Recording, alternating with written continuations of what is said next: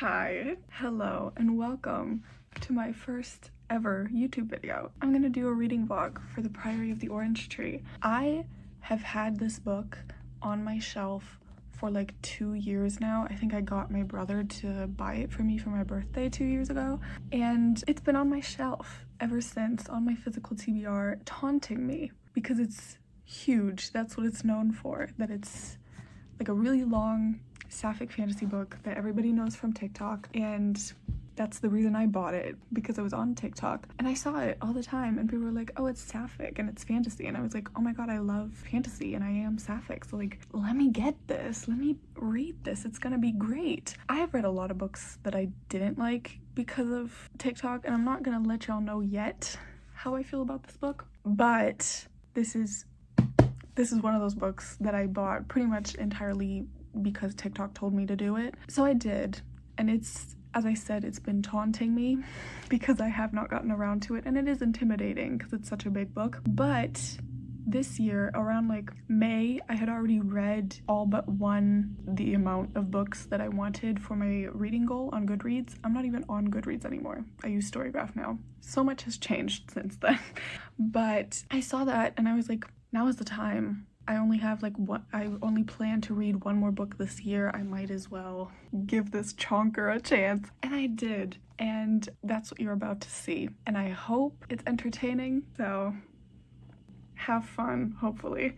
And I'll see you after however long this is gonna take, in this outfit, yet again, in this place, to tell you my feelings about it. There's probably gonna be a spoiler-free review, and if there is, I'm gonna put a timestamp for that here. Okay, here. I just started reading The Priory of the Orange Tree, and I need to film this, like, not right next to my face so that I don't have to scream. I'm gonna use the mic. Hopefully it's not terrible. I hope that I like this, but I know it's also gonna take a while, and the only reason I'm starting a book this long is because I'm pretty sure I only have one book left on my reading challenge on Goodreads for the year, because I read every issue of Watchmen like 2 weeks ago. So I'm gonna update this, hopefully, if I don't ick myself out. Okay, so I'm like on like the second page or something, but one thing I'm already noticing is just how beautiful the prose can be. I underlined a part where she was like, her heart was a fistful of thunder. No, you're right, that is what it feels like. But also, I'm finding spots where I marked it the last time that I read it, and I was so stupid. Like, look at this shit. What is this, girl? I know that is a reference to Shira, which I guess is appropriate since it's a sapphic book. What the fuck? This is absolutely insane. Because you know what that thing reminds me of nowadays? That part from the Rocky Horror Picture Show where he's like, but maybe the rain isn't to blame, so I'll remove the cause but not the function, or something. I don't know, girl. The symptom. Okay, I'm confused because when the dragons come around, all of a sudden he's like, what are they doing here? Is that not what the choosing thing is about? I thought that's what the choosing thing was about. Anyway, more of that writing that I was talking about. A crust of gem-like droplets glistened on each one. Each eye was a burning star. Each horn was quicksilver, a gleam under the pallid moon.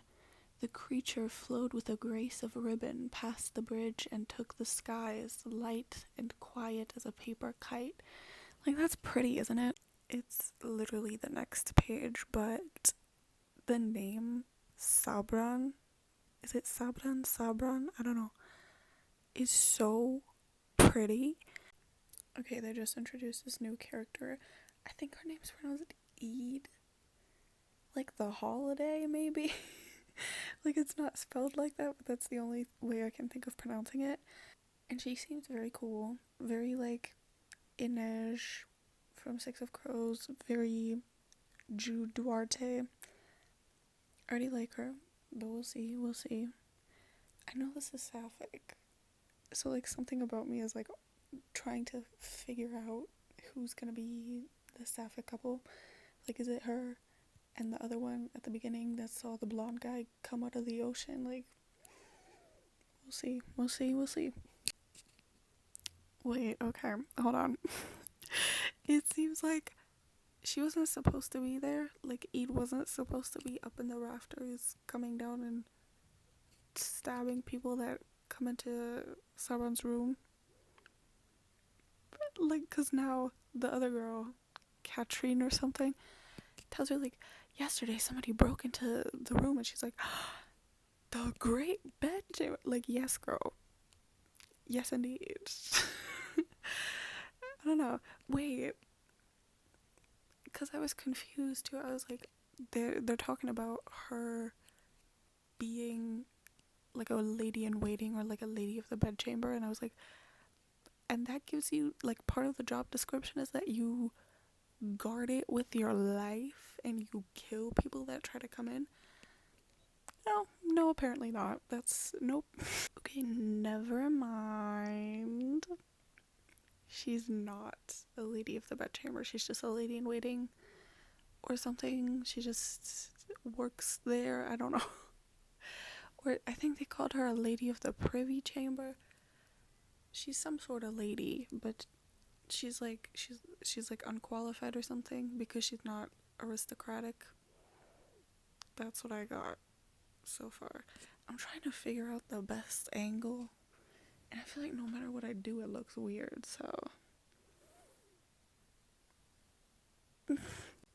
Okay, so they keep bringing up this historical event called the Great Sorrow, and at first I thought it was something like the Great Depression, but now it kind of sounds like it's a war because they're talking about like dragons from different regions fought side by side during this war, so I think it's a war.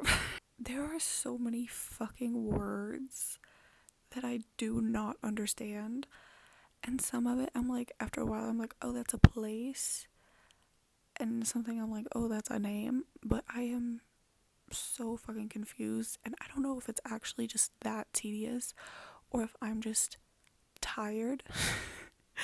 It's only 9 p.m. Like, I don't know why I'm. Anyway, open my curtains so that it's not as dark anymore. But I thought the choosing day thing was gonna be some sort of like tournament, but they literally just like have to go up one by one, and then they're like, you get this job, and then sometimes you don't get the job that you want.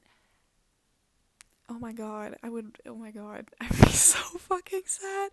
But apparently there's gonna be like trials, so I don't know if that's gonna be some sort of tournament.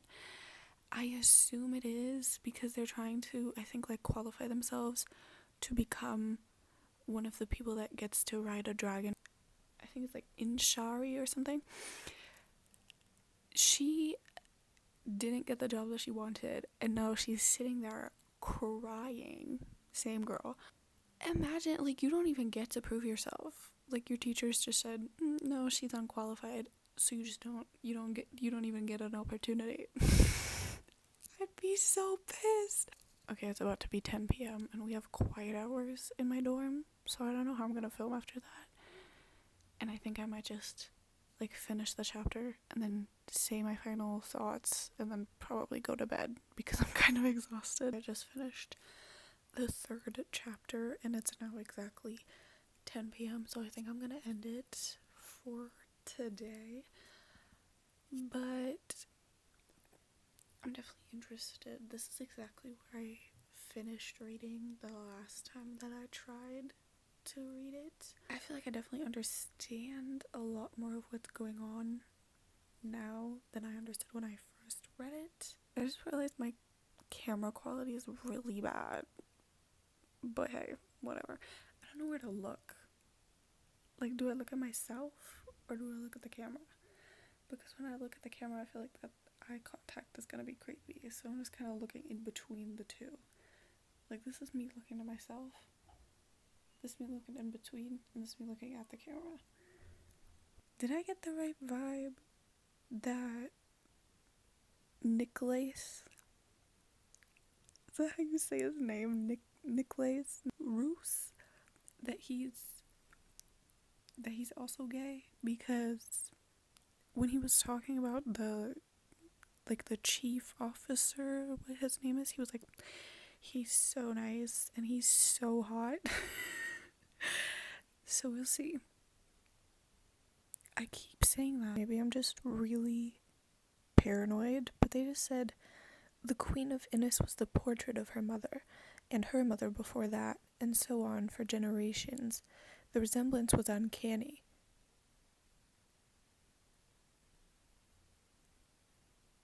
Is it the same person? Does she just pretend to be her descendants, like that one guy from Eternals?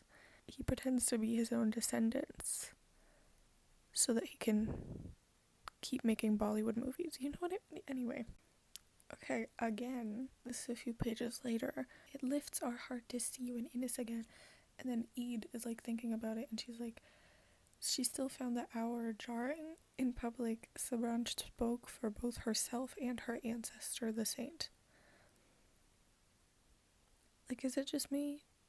I feel like that's not her ancestor, that's her. Also, because of that, I thought of another character who does that. The Darkling. Yeah, okay. This is so stupid. Can't remember. Did they say if the nameless one, what that is? Like, is it a person? Is it a dragon? And again, like, I can't tell if I'm not supposed to know because they haven't said it yet, or if they have said it and I just don't remember. I'm a little bit confused. Also, just like proposed a marriage to Sabran, and it turns out that she like declined every offer of marriage so far. Is she gay? So is the virtuedom thing, is it like an alliance of countries who believe in that same religion? And also, they talked about a different kingdom that stopped believing in their religion, and instead they took the nameless one as their like god.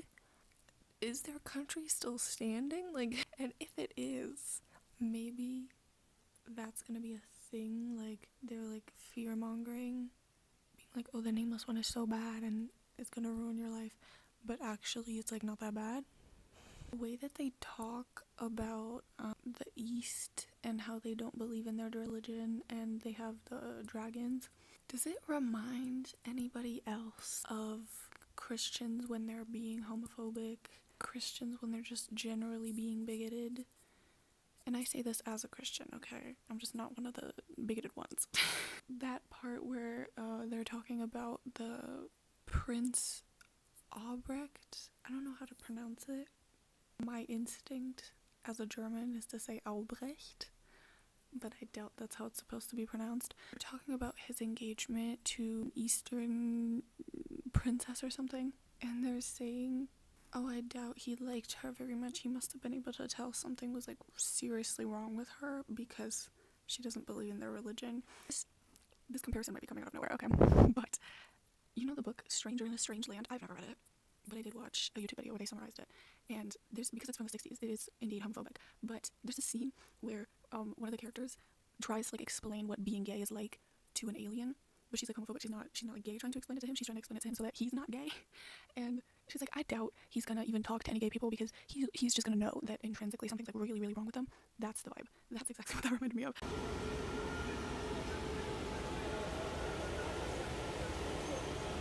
I really haven't updated this more like talking part of the vlog in a while, like a month or something, because the last time I did one I fell asleep immediately afterwards. I have had some reading sessions, but I didn't really have anything to say. I don't know if I updated on, what's his name, Loth?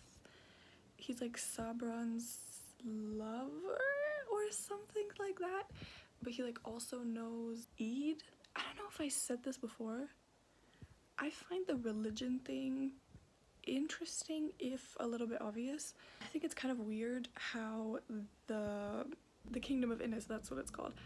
It's kind of weird to me how their like creation myth is so sexist, or it's like it's not that sexist unless you know about the other version, the one that Eid knows, because in her version it's like way more, the woman like doesn't want to get married and she's not just the damsel, right? Like that's literally her name in the more patriarchal version. If it's so anti-feminist, why the fuck do they only have queens? That's so weird to me.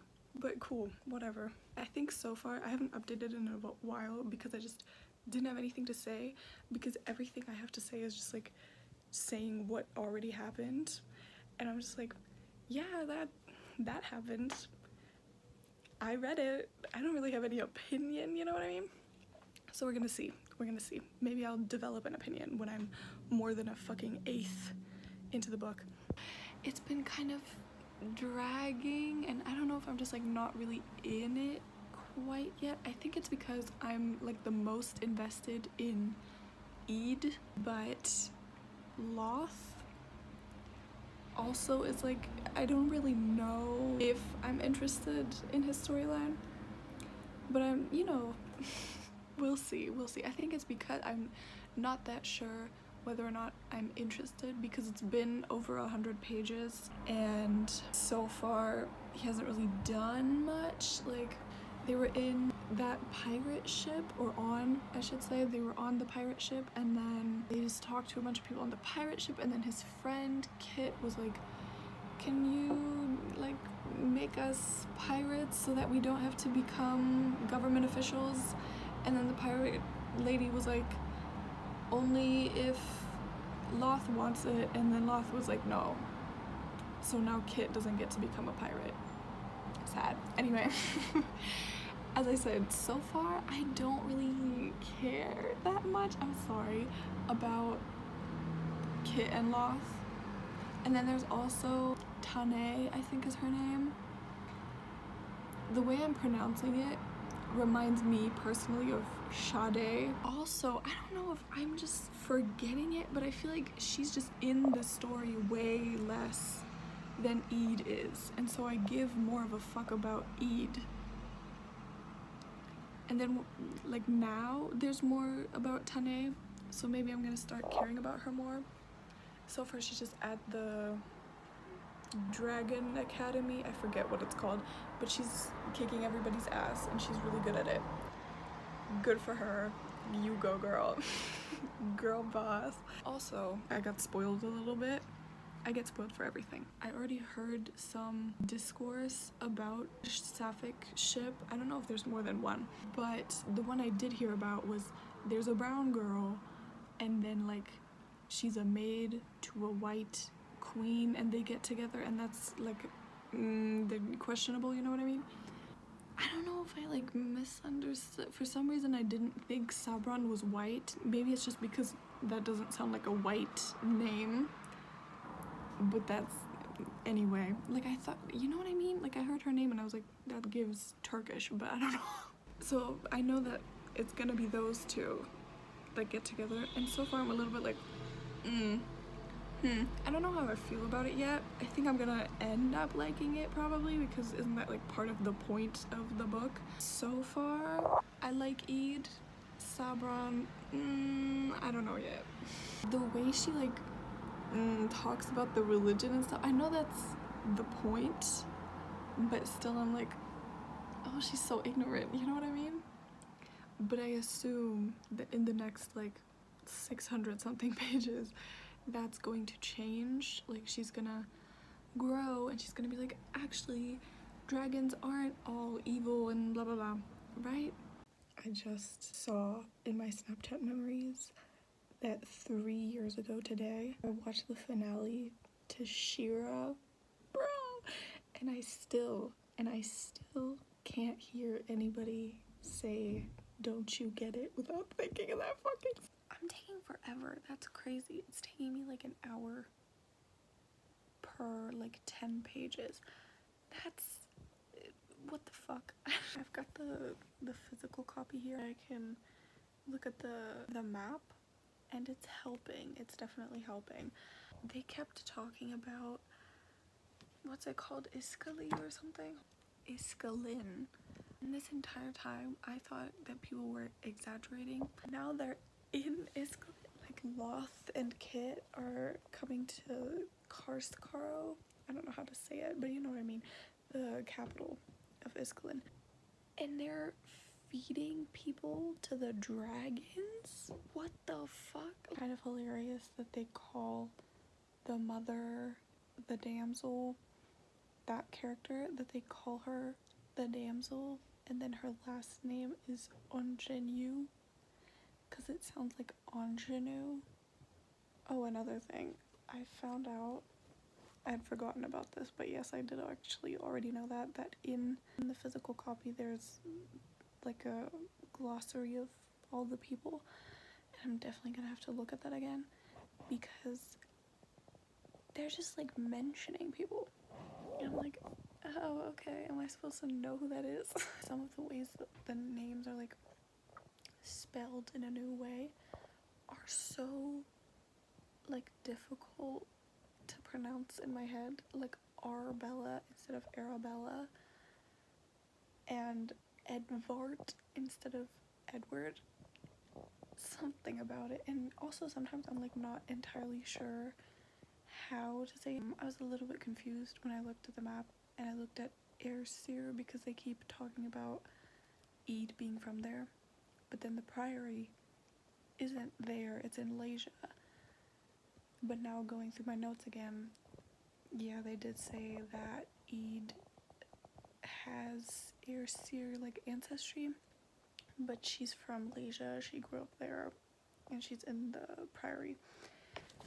That's another thing. We're right now like at the spot where Sabran announces her, or like has announced her engagement, so everybody's there. There's an ambassador from the priory, but he's also pretending to be from Ayrshire, and he told Eid that the new prioress, because the old one died, wants Eid to come back and be one of the red damsels, I think. Whole fucking thing. And she's like, oh no, I don't want to go, I just got Sabran's trust, and what if she is a descendant, and blah blah blah.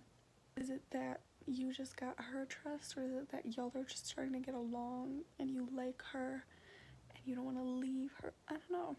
There's this quote where it says, it was hypocrisy at its finest for the Inish to use Lasia as a cornerstone of their founding legend, only to deride its people as heretics. And I wrote down, that's another fucking aspect that reminds me of Christianity when it comes to virtuedom, because isn't that the same fucking way that so many Christians are so Islamophobic, right? Like, they're like, oh yes, they're in, you know, the Middle East where all the fucking Bible happened, and then they're like, what I was trying to say is that Inish talking about Malaysia reminded me of Christians talking about the Middle East, because it was like, that's where their like creation myth and their like holiest story or whatever happened, like the Bible. But then the people that live there now, they're like, oh no, they're barbarians, they're horrible people, they're heretics. I think I said before that I care the most about Eid out of all of the movie characters, and I still do. I think because her story so far has been like developed the most, so then comparing like her to Loth, for example, she's already well in her story. The world in which she lives is well set up, and all the characters around her, like, we already know them for way longer, and so it's easier to like get into whatever's going on in her life because you're not as busy anymore trying to understand what the room looks like, you know what I mean? But Loth, for example, he like only just arrived in Karskaro, so it's like, you know, with him it's a lot more like tedious, and we're already 177 pages into this book and he's just now arrived where he's gonna be, presumably. I don't know. What I wanted to say about Tane, love her, honestly.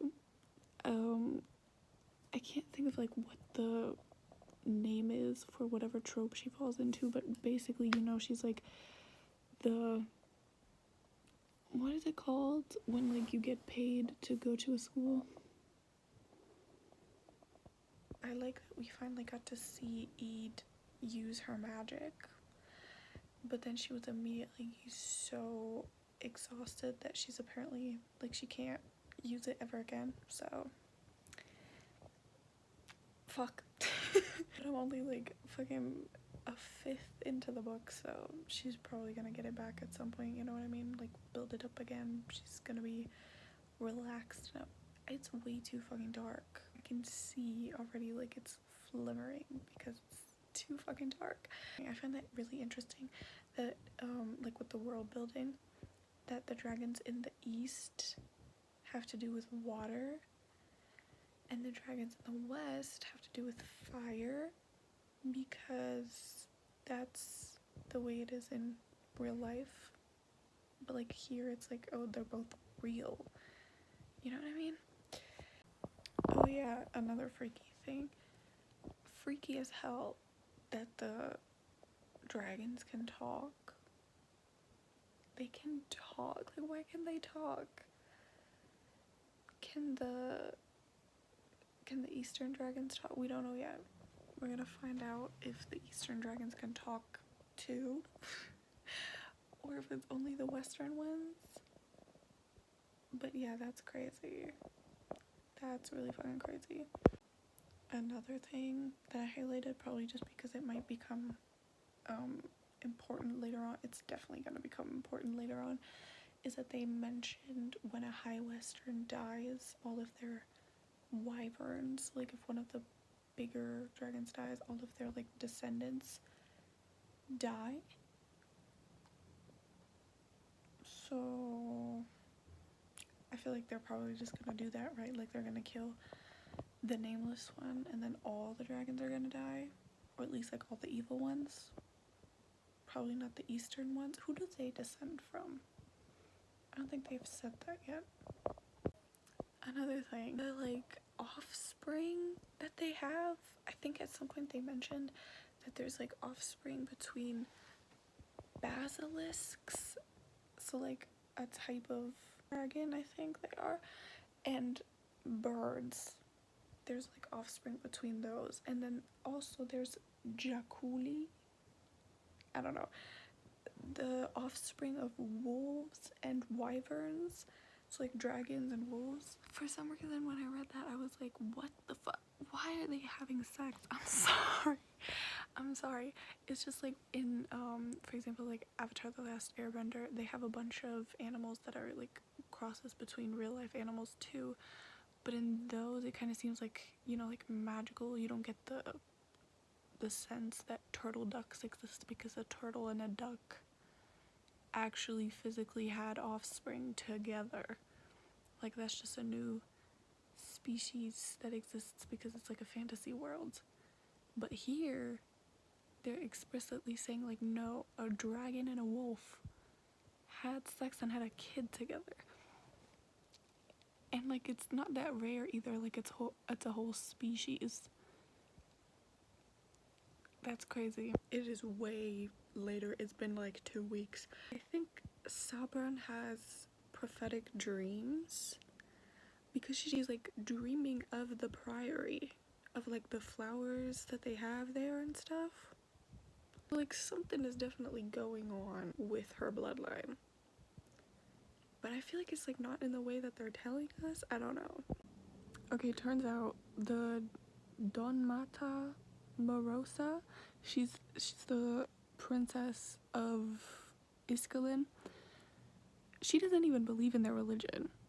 Like he came in there and she had the fucking like head on of like a dragon and was like, oh yes, we all praise Firidel the dragon and blah blah blah, and their whole kingdom is like covered in lava and shit. But turns out she doesn't believe, she's underground, she's resistance. Also, I just realized they had like a spot where they called her just Morosa and sometimes, like, and it was like Morosa in her last name. And this entire time, I thought Don Mata Morosa was like a title, but apparently only Don Mata is a title, and Morosa is her name. Okay, what the fuck? She has her dad locked up because he's like a puppet to the dragon, for the dragon, to the dragon, I don't know. But he's like using him and spying through him. That's fucked up. It reminds me of something, but I can't put my finger on what it reminds me of. Mina Harker. That's what it fucking reminds me of, because that's what they do in Dracula. He uses her as like a spying device. What do you call that? A bug? He bugged her. They just said that when high westerns die, the fire goes out in the wyverns who serve them, and in the progeny those wyverns sired. So they, like, you kill the main dragon, all the other dragons die. So I assume they're just gonna try to kill the main guy, Firdahl, in order to, like, make all the other dragons disappear, because I don't think they can kill all the dragons. That also reminds me of something. I think maybe they had it in, like, Vampire Diaries or something. I think if you kill an original vampire, all the people that they turned die. Come to me for all your vampire lore. You say something, I'm gonna be like, oh, that was like that one vampire thing. Case in point. Case in point. Also, the Morosa was told, what's his name again? Loth. Sorry. I'm pretty, like, used to the names at this point. I'm definitely over the whole, like, just being confused how shit works. I would hope so. I'm, like, over 200 pages in. She told him that he has to go through, like, a cave, and he has to get infected to do so, which, first of all, I would not trust that, but okay. I can't help but think that's not gonna... Like, I feel like something's gotta go wrong, but I hope it's not that he turns out to, like, also be a puppet or something, the way her dad is, because he's gonna get infected from her dad. And I feel like the thing they're going for is, like, the Western and Eastern humans need to ally along with the Eastern dragons, not the Western, so that they can, like, defeat the Western dragons, right? Like, it needs to be 3 parties against 1 so that they stand a chance at all. I think it's supposed to be, like, West is, like, too racist, basically. Like, they're so racist that they, like, don't want to learn about what it's actually like in the East, and they'll just rather be like, oh my god, the draconic heretics, and then because of that, but rather, like, they won't ask the East for help even though they desperately need it. That is so stupid, but I feel like realistic. Is it realistic? Because I'm trying to think about it, right? Because obviously, like, the divide between East and West, and, like, the West in this book is, like, very similar to the West in real life. Maybe not, like, nowadays, but in terms of, like, morals, it is. I don't know how to phrase what I'm thinking. I'm gonna have to, like, think about it more before I say that. I think the thing I was trying to get at is, in this book, it's basically, like, there's a unified threat going against both East and West, but the West is gonna suffer more of it, and then, like, they need the East's help, but they won't ask for it because they're racist. And I think what I was trying to say is, like, in real life, obviously, like, military prowess isn't really what the West is lacking. I would say that's part of the problem, but I don't know. We'll see how it keeps going. Okay, yay! Tane got picked to be on one of the big dragons. She got the gold embroidery, so she, like, or not one of the big dragons, she gets to ride a dragon at all, I think, is the thing that's at stake, because otherwise she would just be a sea guardian. Hold on, what does it say? She would serve as a leader in the Navy. So, okay, this is just, like, a little thing, but the prose in this book is, like, I like it, but sometimes it's, like, a little bit funny, because this and the Folk of the Air trilogy and, like, Bridgerton and stuff is always, like, trying to emulate older, like, ways of talking, right? And I feel like a lot of the time they do that is by just saying things really ineffectively, Like here, instead of saying like, as the sun set, or she says, as the sun took its leave. You know what I mean? Like, it's so like poetic and metaphorical, and I like it. But sometimes it's like a little bit funny. Like, I think, was it at the beginning of the book? Or like towards the beginning of the book that they compared the sun rising to an egg cracking? Something like that. As the sun cracked like an egg, something like that. Oh my god, on a way more serious note, I think Kit's gonna die. I said it as a joke because I was like, oh, I hope nothing happens when they go into the cave. Now they're saying he had pleaded with Kit to stay behind, but his friend had insisted on coming with it. Why does this give? He's gonna die. I was right. But I wish I wasn't right. Kit just died. Fuck. I mean, I called it, but like, I'm not happy about it.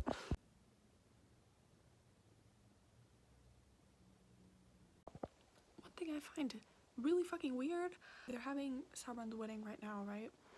And in their like sermon or whatever for this speech, they reiterate a point that they do a lot of the times, which that they look down on Cleoland, who's like the love interest in their story of the saint that Ren and her family are descended from.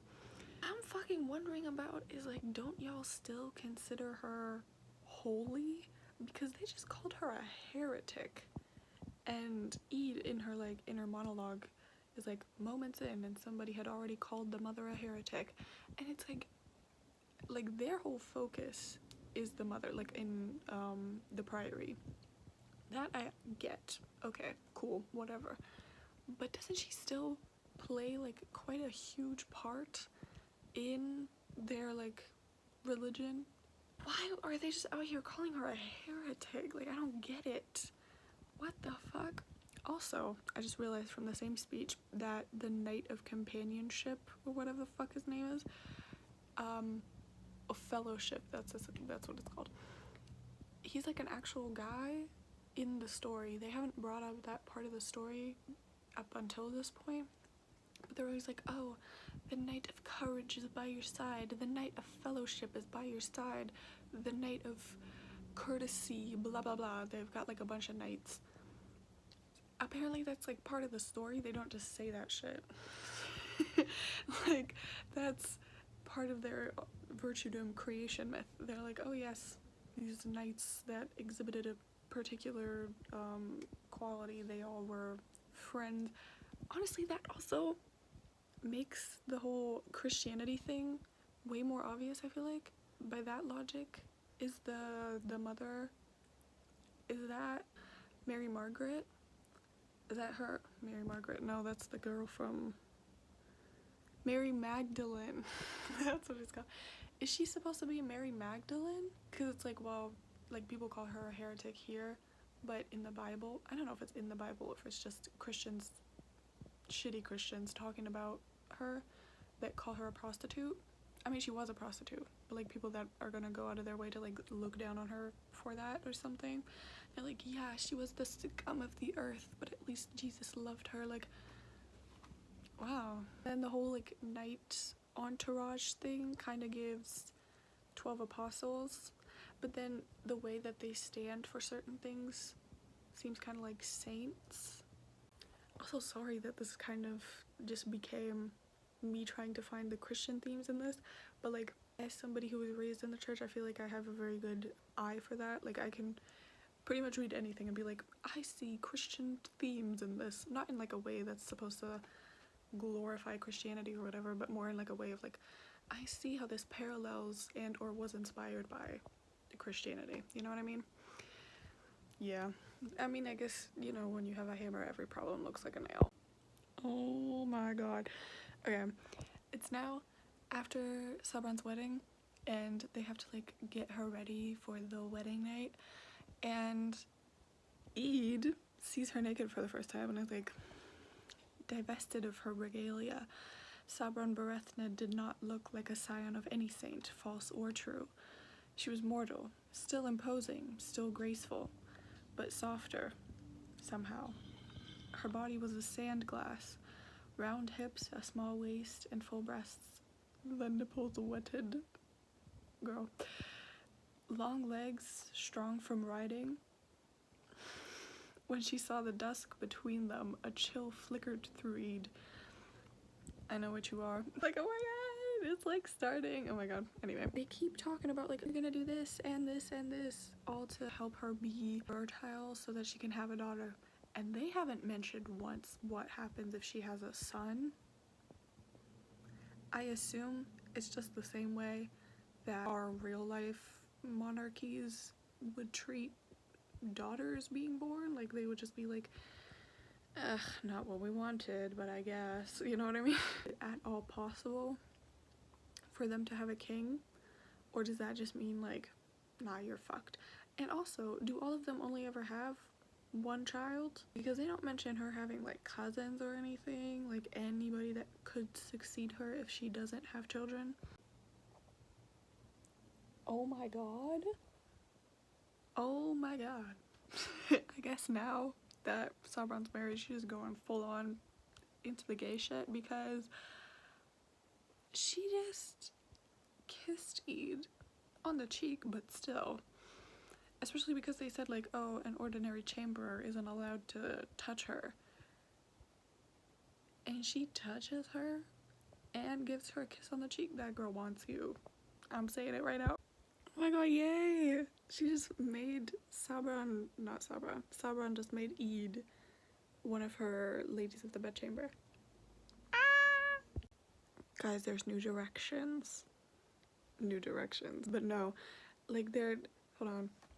It started the second part. And then south. We've got south. It's not only east and west. South. Oh my god. Wait, let me look at the map. Okay, Loth just got attacked by a fucking cockatriel. I can't. Some kind of fucking dragon. Even though the Red Plague was supposed to protect him from that. But at least he got saved by an Ichneumon. That's how I'm gonna pronounce it. I love those things. They sound so nice. It sounds like if a dog was a bear, but like friendly. Very cute. Stop. Oh my god. Ede's seeing Sauron and what the fuck is her man's name? But she's seeing them be all lovey-dovey because Sauron's pregnant now. Ah! She said, sorry. Ede grew suddenly cold. The feeling in her chest had already dulled. No, my poor girl.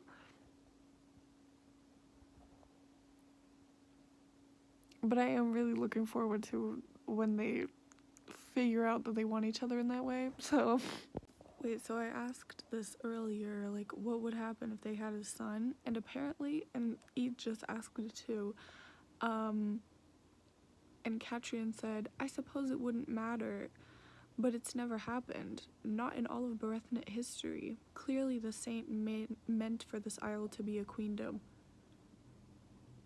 Like, what? They've never had sons? That's kind of crazy. That's kind of wild. What the fuck? What are the odds? But I guess it's magic, you know what I mean? And that makes me wonder too, because I think I said it earlier about like, oh, their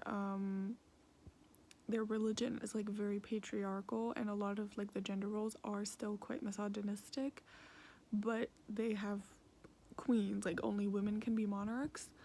Why would that be? But I feel like it makes sense if the only children they ever have are all female. Like, that when it's the only option, you might as well make it a rule, you know?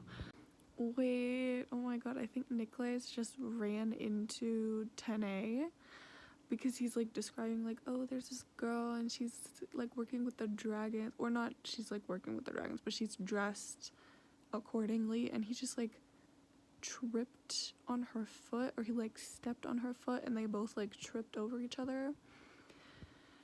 I literally can't wait for the POV characters to like meet each other. I don't know if they're all gonna meet each other, or if it's gonna be like the type of thing that like Nicholas and Tene deal with, like the part of the story that takes place in the East, and then Eid and Loth might meet again, because he's literally about to go to the priory. She's supposed to go back to the priory soon because she was supposed to go back when Eid has a kid, not Eid, when Sabran has a kid, and Sabran just got pregnant. They're gonna separate my lesbians, I can't. Oh my god, I literally forgot that Nicholas got the description of what Tene looks like from, fuck is his name, Souliard.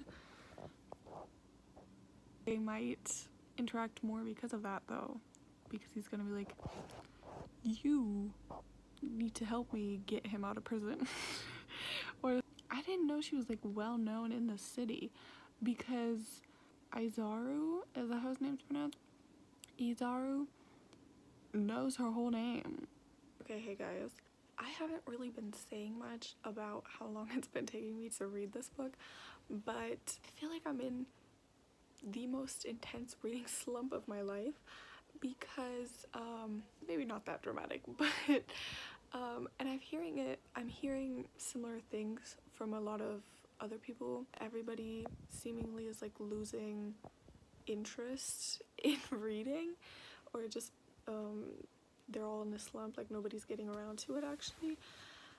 Because I was wondering, because it's been taking me forever. It's now, today's the 19th of November, and I started reading this book I think in like May, maybe? I think it might have been like the end of May, the beginning of June. I'm gonna have to check. But that's actually fucking crazy, because I'm on page like I think 240 something, and that is absolutely insane. Like, I've read books that have dragged on forever and I've made it through them faster, and I was not really like thinking that much about where I am in the book and whatnot, because I was just like, oh well, it's just taking me forever, but it is a really long book. And then I recently got Storygraph, because before that I was using Goodreads.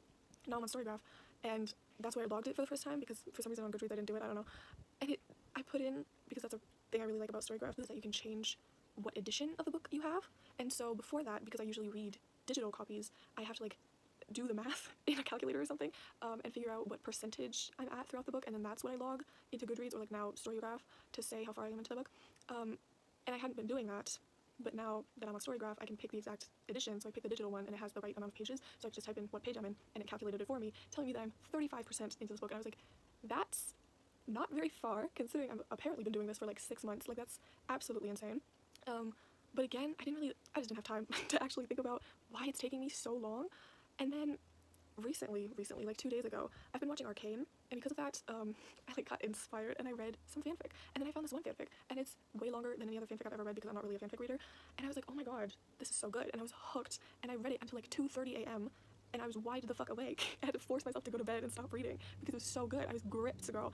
And then I talked to one of my friends about it the next day, and I was like, yeah, I tried to like download the fanfic, and the PDF document was 206 pages. I read all that in like 4 to 5 hours if you're like adding it up. Like, I didn't read it in one sitting. And then she was like, oh my god, that's so crazy, like that's so fast, I could never read that fast. And I thought about it, and I was like, that's almost the amount of pages that it took me to read, or that it took me 6 months to read with Priory of the Orange Tree. And I was like, something's not right. And I told my friend about it, and she was like, why? Like, is it boring? Like, what's going on? And that's the thing, it's not boring. I am enjoying it.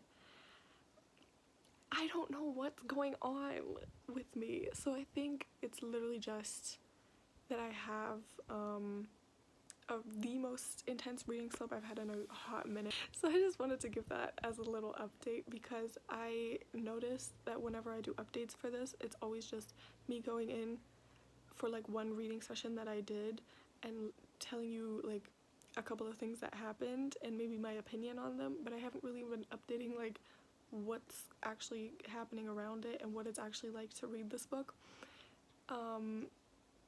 So all I can tell you is that it's taking me forever, but if you're actually like in a reading mood, and maybe also if you're more used to reading high fantasy, does this count as high fantasy? I think it does, right? Or like adult fantasy at least. Like, fantasy that's a little bit more dense, maybe. I think if you're used to that, it's not going to take you as long as it did for me. It shouldn't have taken me this long, but as I said, really intense reading slump. So now my like new goal, I guess, is to make it through the book and finish the book before the end of the year. But we'll see. Also, now for like the actual update, we just got some more like updates on the dragon lore, which is cool. Or like specifically now it's lore about the Eastern dragons, because before we heard some things about the Western dragons, about how they came from the earth basically.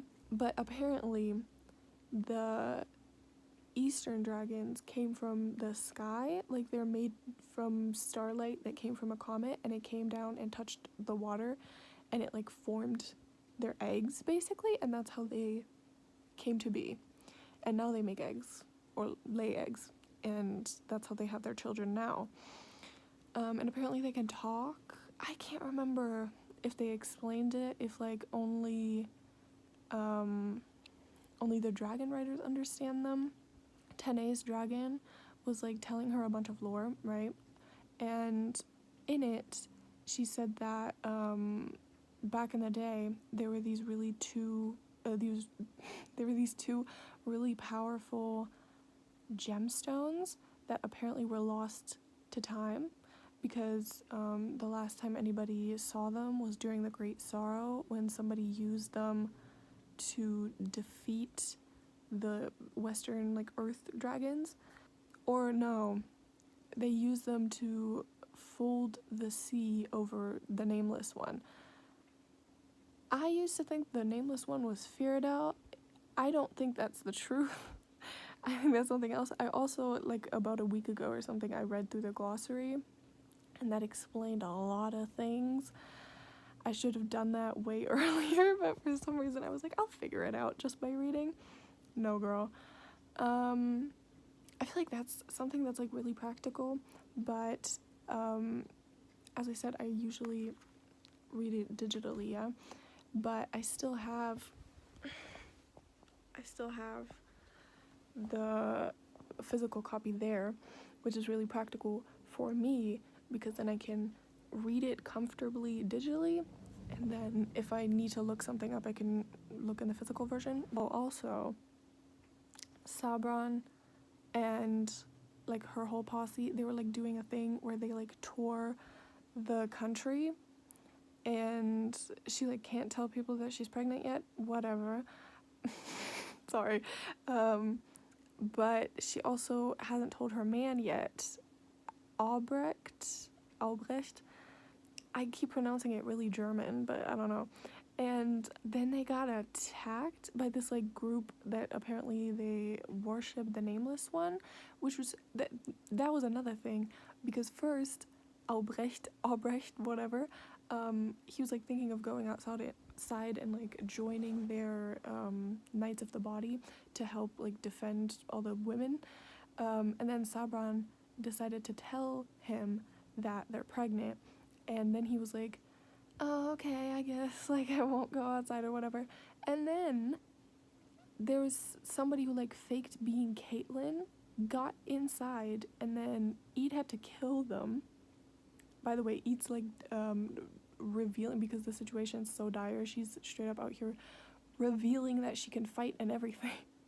I wonder where that's gonna go. And then Albrecht fucking died. Like immediately after too. And then it turns out one of the people who were attacking them, again from the group who worship the Nameless One, one of them is fucking, what's her name? I forget what, hold on. Truide Udzedor, girl that was with I literally forgot his name, but the guy at the beginning who Tene found, and then she gave him to Susa, and he was like, those two that were lovers who know Niklas, they were like trying to convince people that the Eastern dragons aren't evil just because the Western dragons are evil. But now she's doing that through terrorism. Like, girl, what is going on? How do you think this is a good idea? And then she said, I never meant for him to die, him being Albrecht. I only wanted to help you, your majesty. I wanted you to listen. Girl, you think terrorists? And again, like, maybe, like, join a terrorism organization that actually stands for something that you actually believe in. I don't know. Maybe don't go around, like, killing people for a cause that you don't believe in, but it's, like, slightly similar to something you... Because the thing is, she wasn't even, if I remember correctly, she wasn't even saying that they should join the Nameless One. She was saying in order to defeat the Nameless One, they need the Eastern Dragons. But fuck that, I guess. She's just doing terrorism for the hell of it now. We're back with Loth. He's in the south. He's like in the capital city of Ayrshire. I'm not sure how to say it. Where Ede is from. And they're like pretty close, right? And then he wakes up on his new day there. He's like, he was not in the west any longer. This was a land sworn not to virtuedom, but to a false prophet. I was already like, okay. And then he said, Ede had confessed to finding the teachings of the Dawnsinger beautiful as a child, but Loth had shivered. He could not imagine what it must be like to live without the comfort and structure of the 6 virtues. He was glad she had converted when she came to court. What the fuck? Especially because we don't know that much about the Dawnsinger religion, right? But what we do know is that it's pretty fucking similar to virtuedom. Like, all it does is focus on, Cleolind, is that her name? What's so unsettling about it? Loth? Misogyny? Like, Yo, what the fuck? They just killed Susa, and apparently they're like also about to execute Sulyard. I remembered his name now because I said it again. What the fuck? What? And how the fuck do they even know that Tene had anything to do with it? Because they got her to be there. They were like, oh yeah, the governor requests your presence, and then they brought her to jail. And she's like, what the fuck is happening here? And then they kill her oldest friend right in front of her. And Sulyard's also there, but I don't know if he's supposed to die also, I assume. But like, what the fuck? And she said too, she was like, I am God chosen. She's under my protection. The great Nayamathun will bring the sky down on your heads for this. They don't give a fuck. Like, aren't the dragons like gods to them? Why wouldn't, why would they not give a fuck? They're just like, who cares? They might come for us, but she'll already be dead. Like, what? Oh my god. Yo, what the fuck is going on? Now, after whoever the fuck, like, I'm thinking maybe it's like mind control or something. Like, they did something to those soldiers to make them execute Sulyard and Susa, maybe. Tene's dragon, I forget her name, I'm sorry, went to the beach where Tene was supposed to meet Nicholas, and she was like telling her about Sulyard and Susa dying, because she doesn't know where Tene is for some reason. Sulyard can't say anything to that dragon because he's being held at knife point by somebody. We don't know who. Apparently somebody that has to do with the fleet of the tiger. I can't remember if they said that before. And now he's having visions of Yanart. And also they're attacking the dragon too. And there's like fire clouds and shit. So I think, these are maybe people that were mind controlled by the Western dragons, because they can do that through their plague. Girl, I'm scared. What's going on? Okay, I'm fucking confused. Because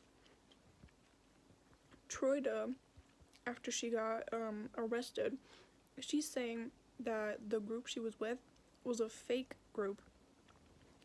So it's fake terrorism. Except they actually killed people. I don't get that. She's like, yeah, I hired this theater troupe so that we could attack you and make you think that you're in mortal danger, so you'll be more likely to listen to us and work with us. Except you killed her husband and one of her ladies of the bedchamber. Like, Rosalind's literally dead. What the fuck, girl?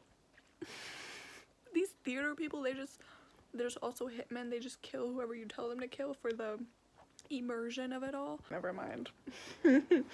It wasn't only the theater people. Apparently, they hired some people that weren't part of the theater troupe, and they actually did want to kill Sabran just for political reasons or whatever. And apparently nobody's suspicious of Eid either, because there's only really one person, Darian the Lintly. He definitely saw her kill people.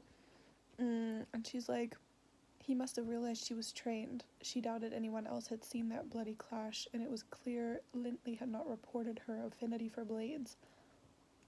Why not? Something's happening, I swear to God. Girl, I feel like I'm not paying proper attention, because we just saw the letter that Loth sent to his sister, and he said to beware the cupbearer. And the woman that shot Albrecht also was talking about a cupbearer, but they're like not sure how that's connected. And I was like trying to think about it, because if Loth knows about the cupbearer, then we should know, no? So I'm like trying to remember who the fuck that is. I went back and checked, and the king of this country here, he killed Rosarian, Sabran's mom, by giving her a dress that was made out of poisoned fabric. And he said the person that gave her the dress is the cupbearer. And Loth too here is like, there is no cupbearer in the palace. Like, we haven't had that position filled in like ages. So okay, that's what it is. I thought, like, are they just saying this shit without context? But also, I looked up the word cupbearer and it comes up so many more times. So it's like gonna be a big deal. I mean, like, I knew that, but it's gonna be a big deal for like a while, I think, from what it seems. Girl, I just said Rosalind is dead. She's not dead. She got attacked, but she's not dead. They just like described her. She's like helping Sabran with her pregnancy. I thought she died. Okay, so the thing is, Sabran's been like exhausted because she literally can't sleep for like ages now. And today they said is like the first time that she spoke like of her own volition, because otherwise she like doesn't talk. People have to like make her. And what she said was that she wants Eid to be her bedfellow that night. Now I know that's like literally a position that they like have at court, as in like a job. So they're probably like just gonna like chill and have like deep talks and shit, and that's gonna be nice too. But I am waiting, like, what's gonna happen in terms of, like, I know they get together, so I'm just wondering like when and how that's gonna happen. So like every time something hints at it, I'm like, now's the time. It's gonna happen. It's about to happen. Oh my God.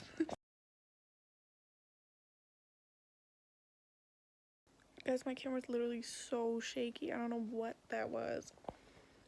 I did order a new phone, so hopefully starting tomorrow the footage is gonna be a lot better.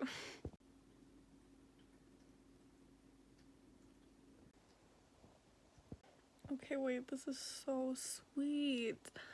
They're like talking to each other, and like Sabran like also noticed how Eid was fighting, but she immediately thought that she was the cutthroat. Like she immediately figured it out, or not the cutthroat, the one that stopped the cutthroats. But Eid lied to her and was like, no, what are you talking about? That wasn't me. But then she like confided in her, like Sabran confided in Eid, and she was like, I don't really like the fact that I have to marry and have a child. Like, I'm pregnant right now and I hate this feeling. And Eid like talked to her, and they're like so sweet, they're so cute. Please, bruh, those Fleet of the Tiger Eye fuckers kidnapped Naya Mathun. What the fuck? What the fuck? What the fuck? What the fuck? What the fuck? No, I'm mad. I'm mad. The dragon, and now there's nobody there to convince the governor not to like convict Tane, and apparently they kept her in prison for multiple days. Don't you just love the police? Bruh, they just exiled Tane to Feather Island because apparently usually they would kill her for shit like that, but out of respect for Naima Thun, they're gonna keep her alive but exiled. I hate y'all. I hope she like escapes or something, like she takes like a dinghy and rows across the ocean to find her dragon, because this shit, I hate it here. I hate it here. Hallelujah, Loth has been cured, and it's because the ambassador Hassar Ug Ispad, is that his name? Is it Hassar or Chassar? Girl, I don't know shit about anything, but he found him and they cured him in some like fucking cave. I don't know. Oh my god, Loth is at the priory of the orange tree. Wait. Wait. They don't love me like I'm... Anyway. They're at the fucking priory. And he was like, you're very lucky to be at this table. Few men seek the priory and live to see it. Sorry? Sorry? And apparently, it's that, Ichnuman? Is that how it's pronounced? One of those, like, half-dragon creatures that he found. Because they're old allies of the priory. And it led him to that after he passed out. But he literally got kidnapped. I swear to God, they were like, oh, somebody's in his room, and put a cloth over his head or something like that. I swear to God. This shit is so funny because Hassar, he's like trying to tell Loth about like the history of the priory or whatever, and he's like, you know about like the saint and the damsel, but that's not true. Like, let me tell you the true story. And he's like, you are a follower of the Dawn Singer, Your Excellency, but I ask you not to blaspheme in front of me. Disrespectful. And then Hassar goes, the Berethnids are the blasphemers. They are the liars. And then Loth was stunned into silence. He had known Hassar Ispad was an unbeliever, but this came as a shock. Oh, that somebody would be as disrespectful towards your religion as you are toward everyone else's? Huh? Loth, do you fucking listen to yourself and other people of Virtudum talk?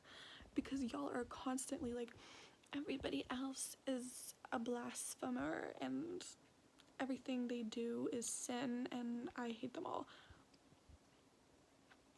And then somebody gives you back that same energy and all of a sudden you're like, ah, girl. Okay, yo. Hassar just explained like the actual story behind everything, or like, I don't know, like technically we don't know like what part is true, but like they're the only ones that have magic to like prove their religion. But he like explained the story of the priory, and it's basically like, it's, you know how I said that virtuedom is kind of like Christianity in a lot of ways? This just, because they explained that she came to this garden that was so like, and it's great or whatever, where the nameless one lives, and the nameless one was twisted around a huge orange tree, like a snake, is what it said. Tell me that doesn't give Garden of Eden. And then also, even more intense Garden of Eden parallels.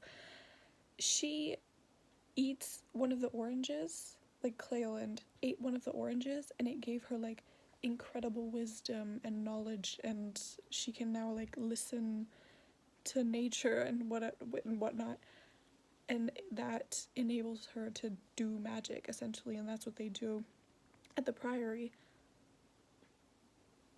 Does that not give Eve eating the apple? Yeah, exactly, because we don't actually know.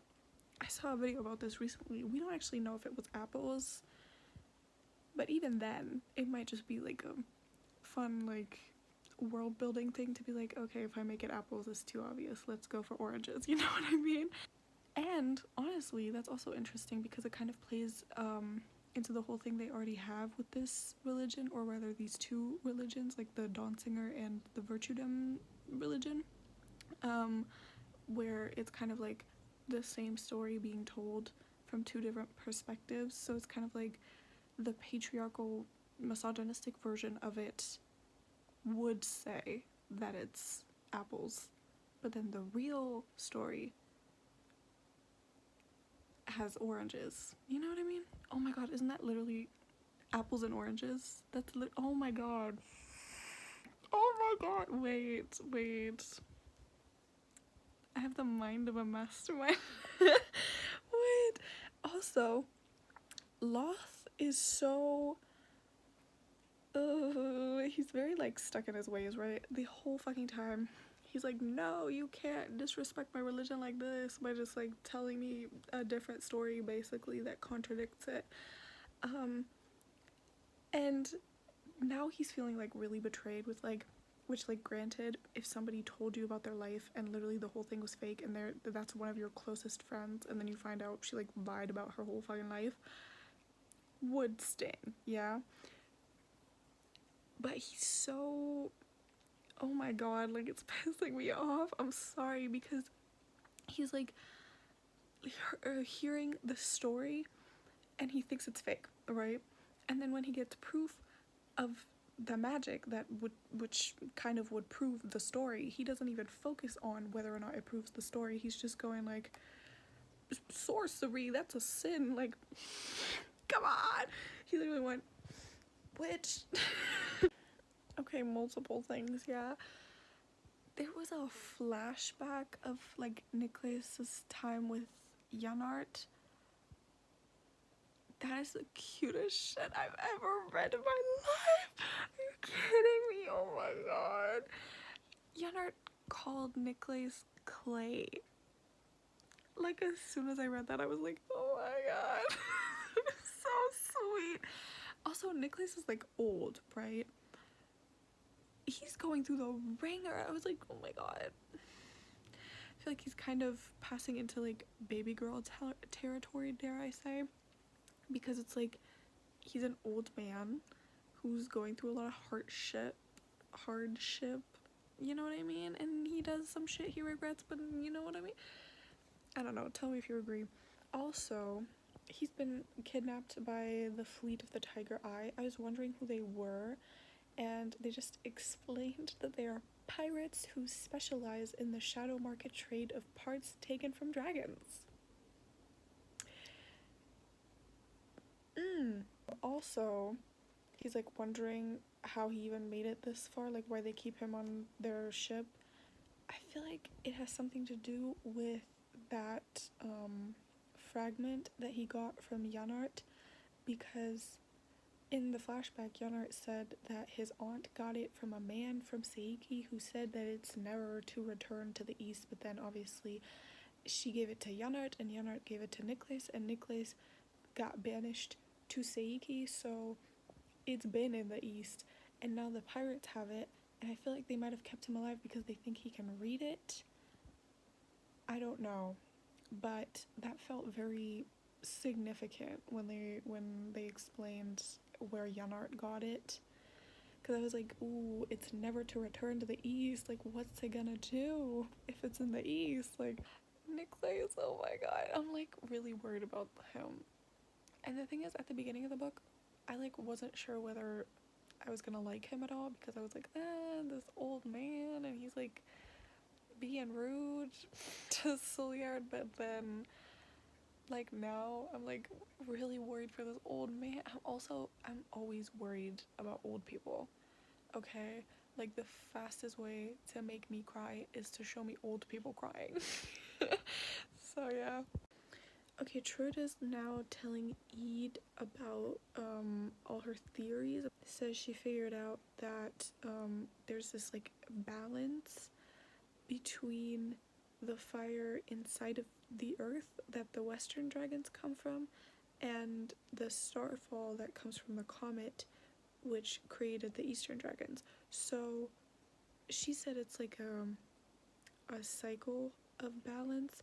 So like it'll be like there's stronger fire dragons, and then there's stronger like water and star dragons, but that something upset the cycle. And now I'm wondering if maybe the thing that upset the cycle was the thing that Tene's dragon talks about, where 1,000 years earlier a human like took those two gemstones that they had and did something to them and like lost them. Yeah, what if like one of them is broken and the other one still exists somehow? Like maybe it's like I don't know, somebody like has it in some sort of, maybe it's like in a crown or it's in a statue or something, you know, where it's like just used as like any other gemstone, but it's actually like one of the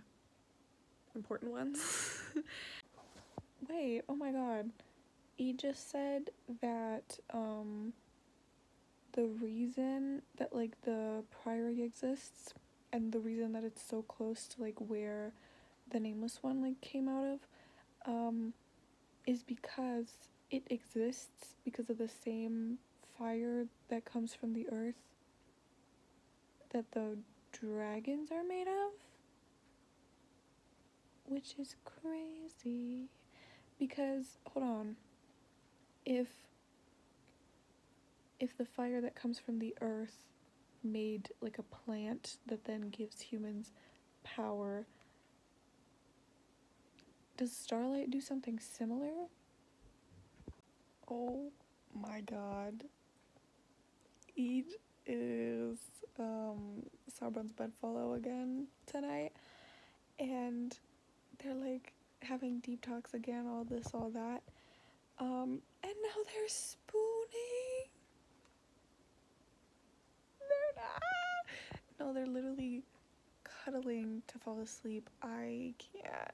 And they were literally like, they were gonna lay in bed just like facing each other, but then Eid was like, I'm gonna like hurt her pregnant belly, so like she should turn around. Now they're spooning, and then they were just like laying like that, but then someone took Eid's hand and put it on her midriff.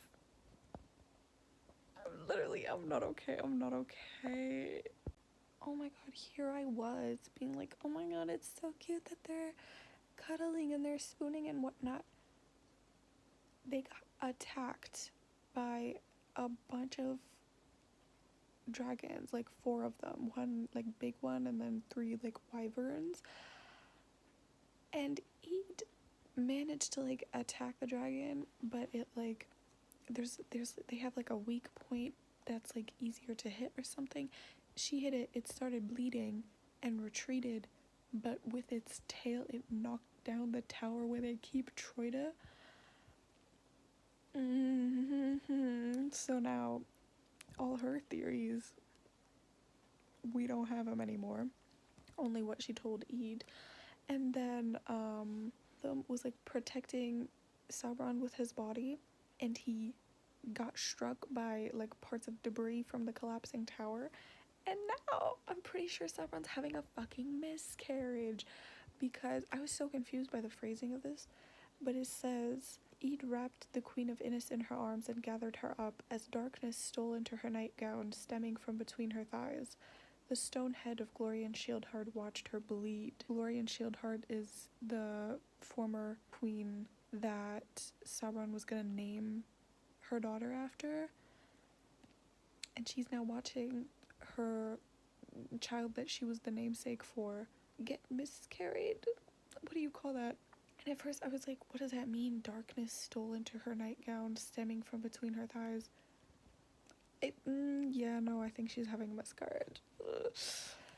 So I'm gonna go to bed now, but I'm gonna check real quick how many pages I read today, because I think it's a lot. Okay, I just checked, and I read 63 pages today, which not as much as I thought I did, but that's already pretty impressive, especially because I checked on Storygraph, and before today I was 37% into the book, and now I'm at 46. That's almost half.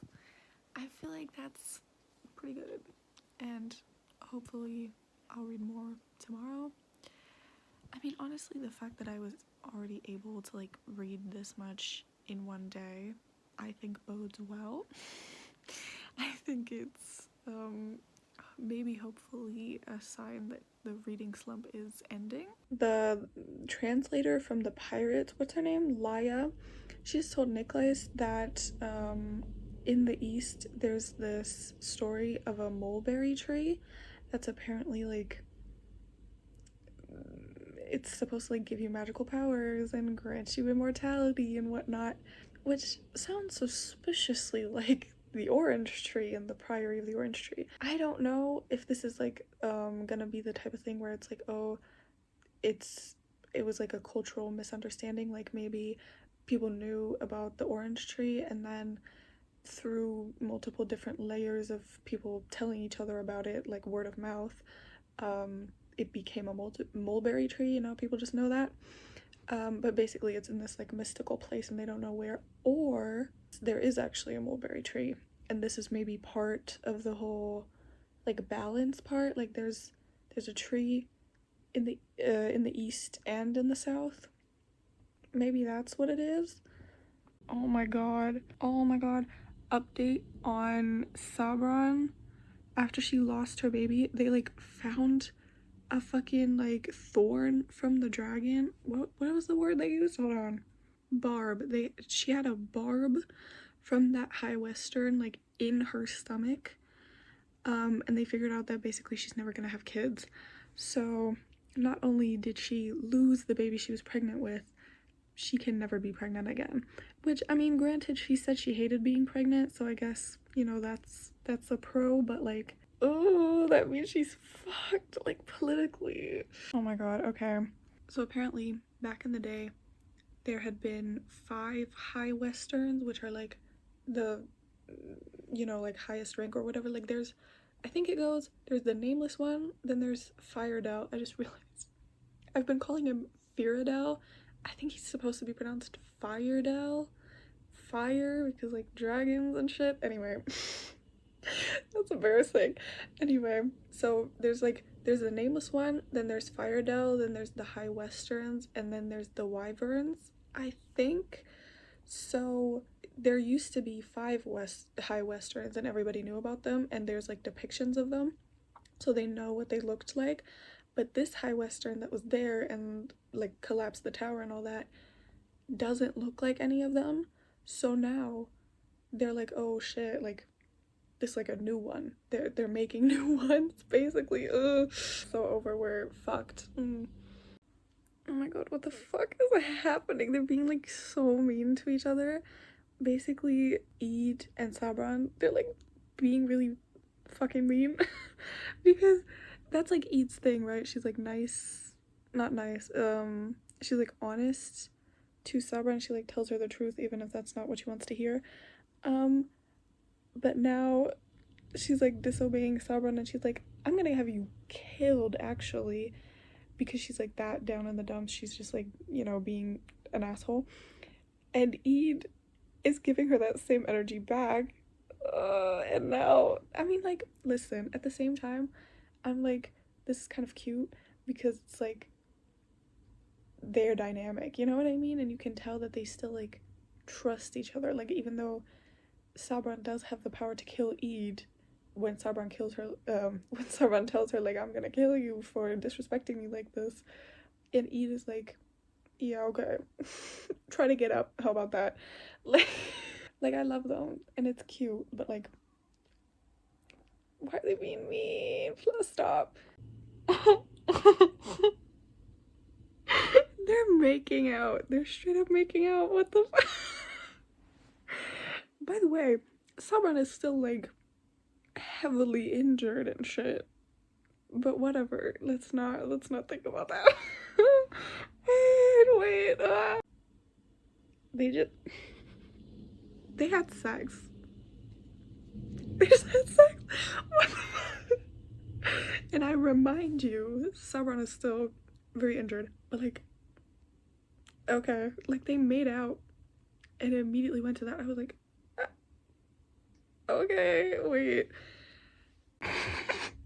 Sabran, yo, she just basically told Eid like, hey, so like if you don't want to like have your job anymore, that's cool. I know that I like pushed it, like this is not part of your job. The next day, and Eid's like, you think I had sex with you because I thought I had to keep my job? And she's like, yeah.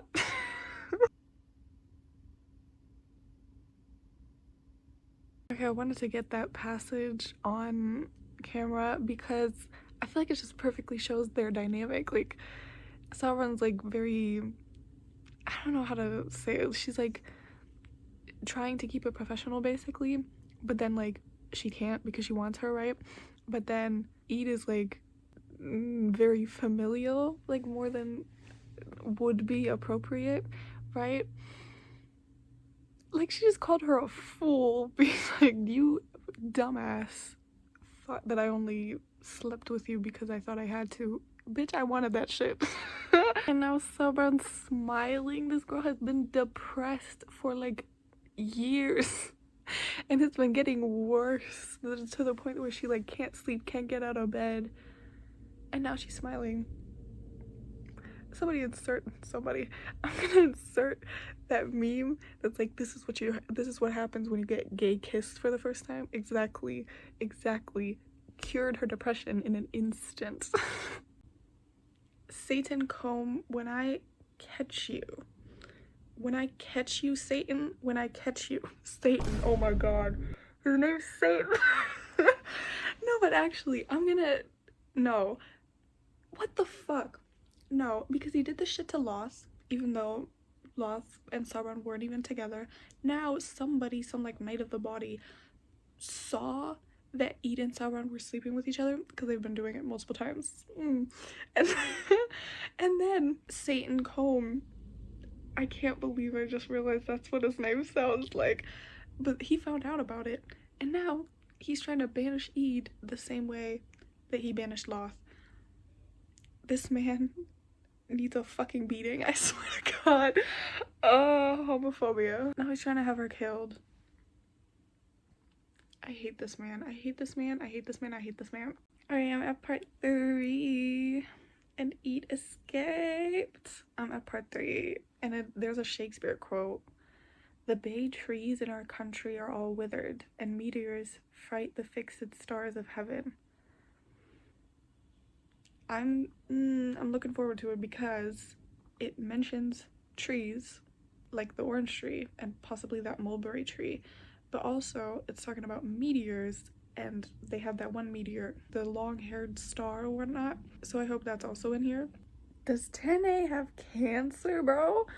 Because she keeps getting like a pain in the side from her old scar, and the elder Vara was like, hey girl, what's wrong? And she's like, oh, it's an old like scar. She looked at it and she felt it, and apparently there's like a hard point in it, and she's like, we're gonna we're gonna get a doctor to check that out because, quote, most growths of this sort are harmless, but occasionally they can eat away at the body from within. Don't tell me she has cancer. But also previously, the elder told her a story about this little girl who got a pearl for a dragon. Like the dragon got its pearl stolen, and so the girl went to get the pearl back. And it kind of, like, for some reason my first thought was like, does she have a pearl like growing inside of her? That would be crazy. That would be crazy. But also, I don't know. I don't think that's how it works. Because earlier she said that like even the smallest of those pearls are as big as a human head. So, probably not. Wait, okay. Hold on. In both the first chapters, like the first chapter in the third part of the book was from Tane, and at the beginning she was talking about having cut her hair because when she was a dragon rider she had really long hair. Now she cut it because she's in exile now and whatnot.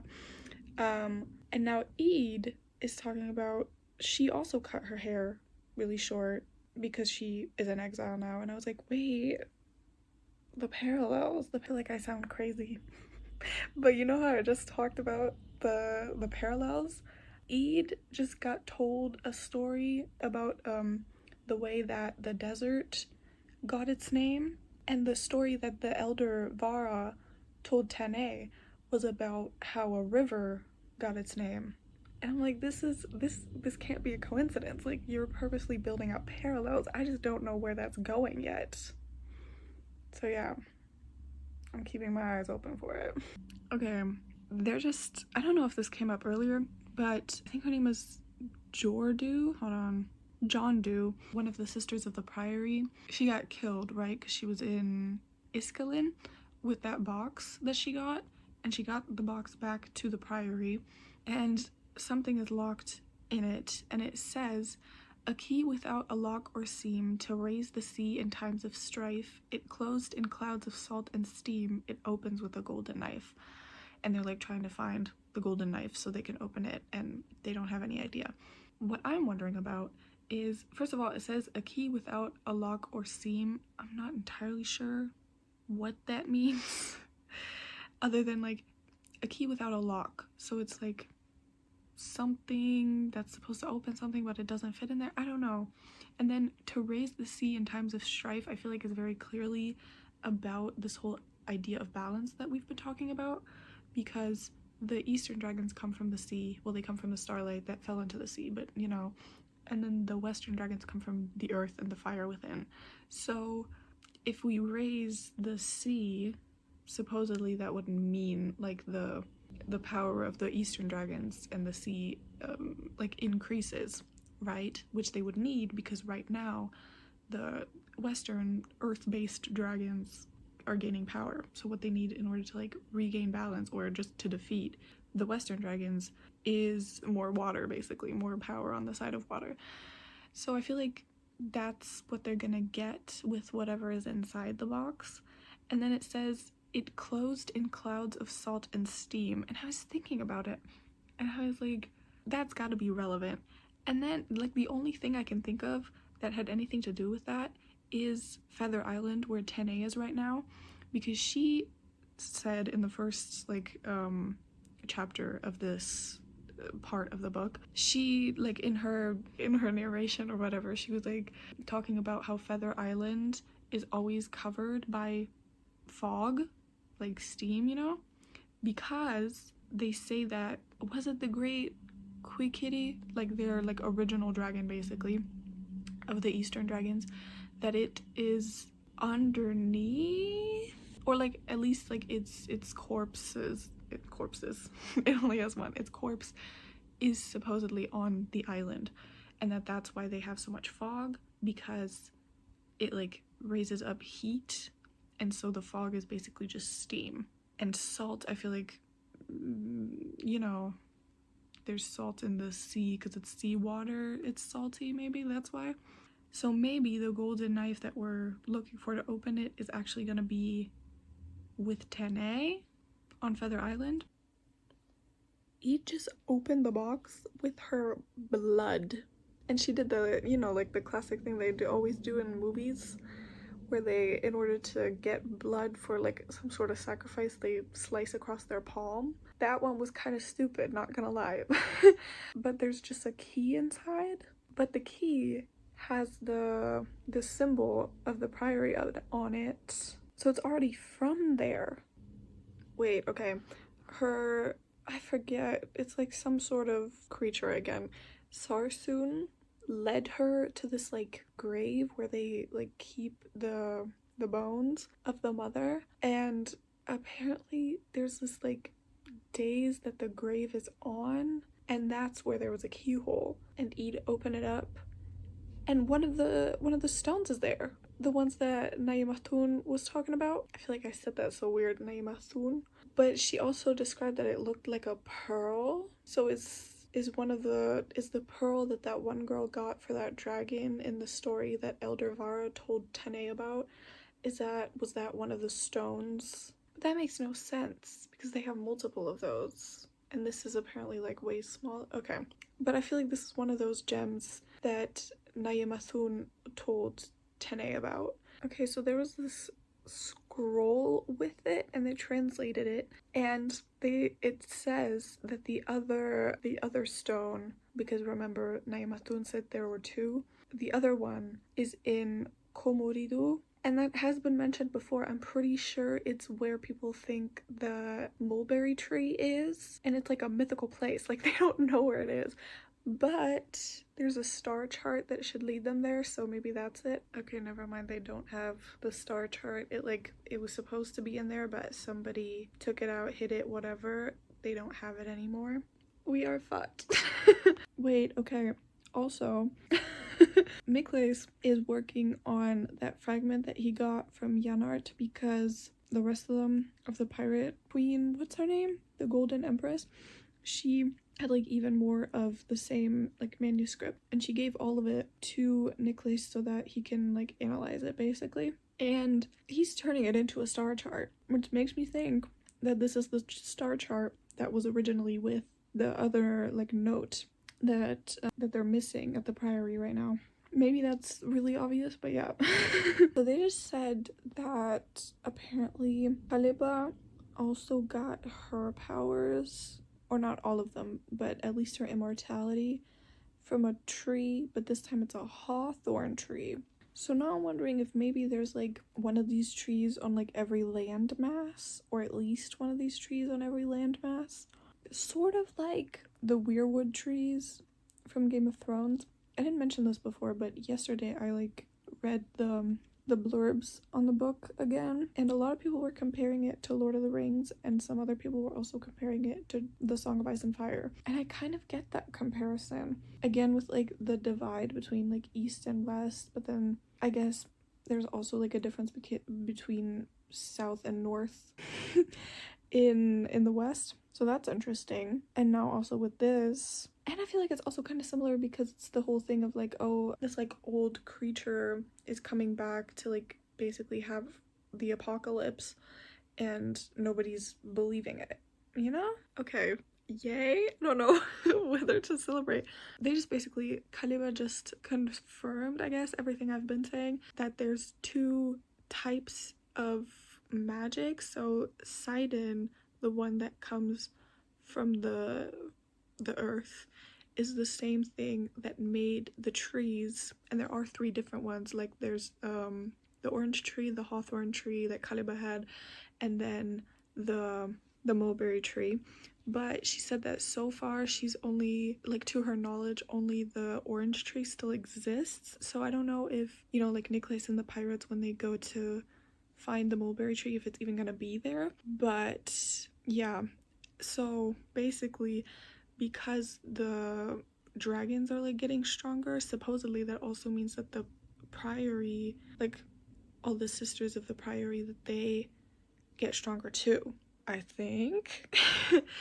And then there's, you know, like the balance, like there's, whenever one of them is stronger, the other one gets weaker, but then after a while they switch. So the other magic is, what did she call it, Starin, and it comes from the stars, and that's what made the Eastern dragons, and that has less to do with like the fire wielding that the earth magic does, and instead it's water wielding. And also they can like change they can shapeshift. But she already said that there's probably, because that's like the way of the world, there's gonna be another meteor shower as there was at the end of the Grief of Ages, and that's gonna like make Starin magic stronger again. And I'm wondering also, because they like mentioned the pirates that Nicholas is with, they capture Eastern dragons and like sell them for parts. And I'm wondering if like the reason that that's possible at all is because right now Starin magic is like really weak, because you don't really see people doing that with Western dragons. So okay, and now she's saying that they need to like combine the two things, and that's what she did when she created the sword Ascalon. Yo. For the first like batch of knowledge, she was like, I'll tell you if you kiss me. She gave her a peck on the cheek. This time she was like, oh, you want some more intense knowledge? We could have sex. She's like, sorry, I'd love to, but I kind of am in love with somebody else. And then she's like, too bad. Also, I feel like I haven't been saying this. Where the fuck is Loth? Because they said they were gonna keep him at the priory. Where the fuck is he? Oh my god, bro. Where are they keeping him? Are they like keeping him locked up in a dungeon somewhere? That's so funny. I think it was literally the last clip I recorded right before I started this chapter. And now, look who's back. You can't see. Hold on. Anyway. Loth! It's Loth. He's back! Okay, so, apparently E just figured out who is the cupbearer, and it's Igraine Crest, who honestly, so far, I haven't really been paying that much attention to, because I was just like, yeah, she's just one of the people at court. The cups are like part of her crest, funnily enough. No, but like her like house crest. And apparently she was the regent when Sauron's mom died. So she had like motive, I guess, to kill Sauron's mom. And apparently, as Ede is remembering right now, Igraine Crest has been Albrecht's #1 hater since day one. And as Ede was fleeing, Igraine's troops or whatever were like protecting Sauron. Ooh, ooh, ooh, ooh, ooh. And she's one of the Duke's spiritual. Like she's the Duchess of Justice apparently. We'll see. I just noticed I keep fucking ending these clips by saying we'll see. I need to like make a fucking compilation of that shit and count how many times I say it, because it's getting ridiculous. Oh my god. What? Okay, we're back with Tene after a long ass time of not being with her, and they just had a dead dragon wash up on Feather Island, and they came to the conclusion that it had been boiled. That's insane. I knew it. I knew it. I knew it. I knew it. She just got cut open because there's a whole fucking attack. And then her little growth comes out of her. It's just like tumbling out, and it's a jewel. I wonder if that's like the jewel. Maybe it's like a reincarnation or something. Or is this like did she get the scar from somebody like putting it inside of her maybe? Or was she born with that? Stay tuned to find out. She just straight up blinded that dragon. I don't know. She held the jewel and it started like glowing very brightly, and it made the dragon like cry out in fear and run away. Fuck yeah. I'm looking forward to her and Ede meeting and combining the things, which is making me think that maybe if the mulberry tree doesn't exist, that Nicholas is gonna find Ascalon, but maybe that's too much of a reach, I don't know. And maybe the tree does still exist. Wrong. He was so wrong. Bro, we're just getting reveal after reveal after reveal. It's the prioress, the current prioress, killed Ede's birth mother and then blamed it on Kaleba. Oh my god, what the fuck? The way that Meg is literally the only real one, by the way, I just jumped in without saying anything. It is the next day. The way that Meg is the only real friend that Eid has, the rest of y'all are fake ass bitches, I swear to God. Because both Sabran and Loth, when they found out about Eid being a mage, they're like, oh my god, you're a witch, evil, blah blah blah. And they're like, all this sacrilege, like you're being such a heretic in front of me, blah blah blah. And literally Meg is like, listen, if you're a witch, then maybe witches aren't so bad. She even asked her like, hey, like I know your name was fake. And instead of like all the other ones, Loth and Sabran, being like, you lied to me about your name, she literally went, okay, so should I call you that or should I keep calling you Eid? Like, what is it? The only real one. And Meg just got engaged to Sir Therian Lintley. The only like 2 bitches I trust got together. I love that for them. I love that for them. Guys are actually freaking out. Tell me, Iada Sugnara, she said softly, am I a greater fool to want you still? Eid crossed the space between them. No more fool than I, she said, to love you as I do. Stop. No, I'm not okay. I'm in part 4 now, and they fucking took the palace back over and like freed Sabran, and that's great. What's crazy to me is just how strong of a hold Igraine Crest had on everything. Like the Nighthawk fucking left, and then the second he heard that Igraine Crest had been like captured, he's back. And now he's like, Sabran, I was always on your side, you fake ass bitch. Also, Tene was looking at letters that were exchanged back when Neporo and Cleoland first vanquished, or not vanquished, but like banished the Nameless One. And it says, Neporo is in mourning for her friend. The sorceress from across the sea is dead. It was the 2 of them who, using the 2 objects I described in my last missive, caused the great chaos in the abyss on the 3rd day of spring. And I was like, wow, 2 women did this, but one of them, specifically the Eastern woman, is the one that got erased from history. Like, people don't even know who the fuck she is and where her country is. You know what I mean? Because it was told from the perspective of a man, and he was like, the one I want to fuck, yeah, we got together, and the other one literally doesn't exist. You know what I mean? Like, as in, he took credit for something 2 women accomplished together, and he was like, I, a man, did that shit all by myself. Yeah, okay. Okay, so good news. Margaret knows exactly where Ascalon is. Like, her dad, like, whispered this riddle to her, and he was like, oh my god, I can't with another fucking riddle. And then Margaret immediately was like, no, I know where it is. So, hopefully it's actually there. I thought Margaret was gonna, like, pull this sword out of a stone, but that's not what happened. But yay, we have it now. Oh my god, like, this is a huge fucking deal. Also, do you see how far I am into this book by now?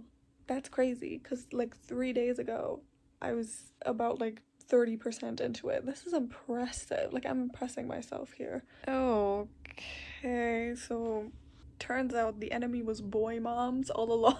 What the actual fuck? Okay, I think the last thing I said was about how they just got Ascalon. Okay, they're in this like, what is it called? The Haithwood? This like creepy ass forest, right? Then Kadiba shows up out of fucking nowhere, and apparently she's been following Eid this whole time. I guess that's what Eid has been seeing, because she's been like really paranoid since she fled the priory. She like reveals her true form, or rather like Eid burns away her fake form, and she looks like Sabran. And I was like, this is a bigger twist than I was expecting, but no. She's not Sabran. She's the first queen of Innis. You know, the way they said like that it was Cleoland? It wasn't her, it was Kaliba. She's Sabran's ancestor. And this is why I say boy moms are the evil here, because she took Galen, like she kidnapped him when he was a baby because she wanted to sacrifice him for his blood. But then he was just so cute, she couldn't do it. And then she raised him until he was 25 and saw him as a son. Then he went away for about a decade, learning how to be a knight, and then he came back asking her for help to defeat the Nameless One. And then she fell in love with him, quote, as companions do. Yikes. Yo, Kaliba just told them that apparently she didn't know how to shapeshift back then or whatever, but she used her mind tricks of illusion and whatnot to make him think that she was Cleoland. Okay. And then they had a daughter, Sauron the First, but labor like made her so weak that she couldn't. Oh my god, it's so gross. And Eid said it too. He was like your son, Eid said. Disgust coiled in her belly. You raised him. Ma'am. Call the police. The reason all of the Berethnic queens look the same is because of like the magic that Kaliba used to like make herself kind of seem like Cleoland, especially the thing that it has is green eyes. But you know who also has green eyes? The white worm, like the dragon, the sixth Great Western, the dragon that they didn't know existed previously. That was Kaliba, and she was shapeshifting. I actually can't. I'm sick. What the fuck? No, that's crazy. And apparently it was on purpose. You bitch need to die. So Eid just got poisoned with molten glass, apparently. So now she's paralyzed and in a coma. What the fuck? In other news, I'm now at part 5. Here be dragons. Oh my god, it wasn't fate that stirred the ship through the shallows. It was Tanae, because she fucking learned in the meantime since the last time we saw her, which was a while ago. She learned how to use that jewel to waterbend. Okay, so Tanae killed a bunch of people. And now she's on the ship with Loth and what was his name? Thim. And they are very close on the Golden Empress's feet. But the Golden Empress just arrived at an island, but we don't know yet for sure that it is the one that they wanted to go to. So it turns out the mulberry tree was cut down. I feel like we heard that already, because somebody said like, oh, there used to be 3 trees, mulberry, orange, and hawthorn, and now there's only orange. So now we know that Tene is a descendant of Nepero, and that's the reason that it was stitched into her side, like the jewel. But she doesn't really know that yet. And now she's also on her way to come kill the Golden Empress, or not, maybe not kill her, but take Nayemathun. I have to say, I love Nayemathun. Like, I felt like this from the beginning, but I didn't really like care as much about her. I was just like, oh, she seems good hearted and nice and whatnot, and it's nice to see that like when Tene is like worried about stupid stuff that Nayemathun can be like, hey, it's not that bad, it's not that deep. But I love her. Like, now they're talking about Sabran, and she asked Tene what she knew about Sabran, and she like told everything about like, you know, like they think we're blasphemers and blah blah blah. And then Naimathun, even though, you know, that belief means that they hate dragons and thus her too, she was like, yes, but Sabran is still a young woman and she has a lot of like pressure on her shoulders, so like bring a little bit of compassion to her. And worst of all, I'm scared. I'm really scared for her because I really like her and she's already been like captured and mutilated. Like, I don't want her to get hurt more, but I kind of feel like she will be, you know? Just as I said that, yeah, Naimathun gets shot in the crown by the red damsels. Oh my god, I hate y'all. Actually is a part 6. Tene just got brought from the priory to Ascalon by a white bird. I assume that must have been that bird that Hassad Ukespad has. Also, I'm just excited that she's in the west now, that she's in Ascalon now. Before it was separate and it would like weirdly intersect, and now it's all gonna be like one story and everything's gonna work together. Okay, up until this point, I had assumed that Eid was gonna use Ascalon against the Nameless One, but now she phrased it as someone must drive Ascalon into his heart before we use the jewels to Tene. Why do I feel like in terms of like the rhyming of it all, they're gonna have Sabran do that, right? Why do I feel like that's what it's gonna be? Because she's the descendant of the person that made that blade and the person who used it, you know? Yeah. Nicholas is alive! He's alive! Fuck yeah, okay. I can't be that loud because it's the middle of the night. But oh my god! Yes! I have gotten so attached to this old man. I think I said it before in this video, like, putting old people through peril just makes me so sad. Like, girl, never mind. Ain't shit to be excited about. Like, at least he's alive, I guess. But him and Leia have been captured by the dragons and they're now keeping them in cages. Why? I assume for a midnight snack. Like, what? Caliba, piece of shit that she is now shapeshifting to look like Yanart to manipulate Nicholas to help her. Nicholas, what the hell? What the hell? Now he kind of got him to want to kill Eid so that he can get revenge on Sabran and get Yanart back.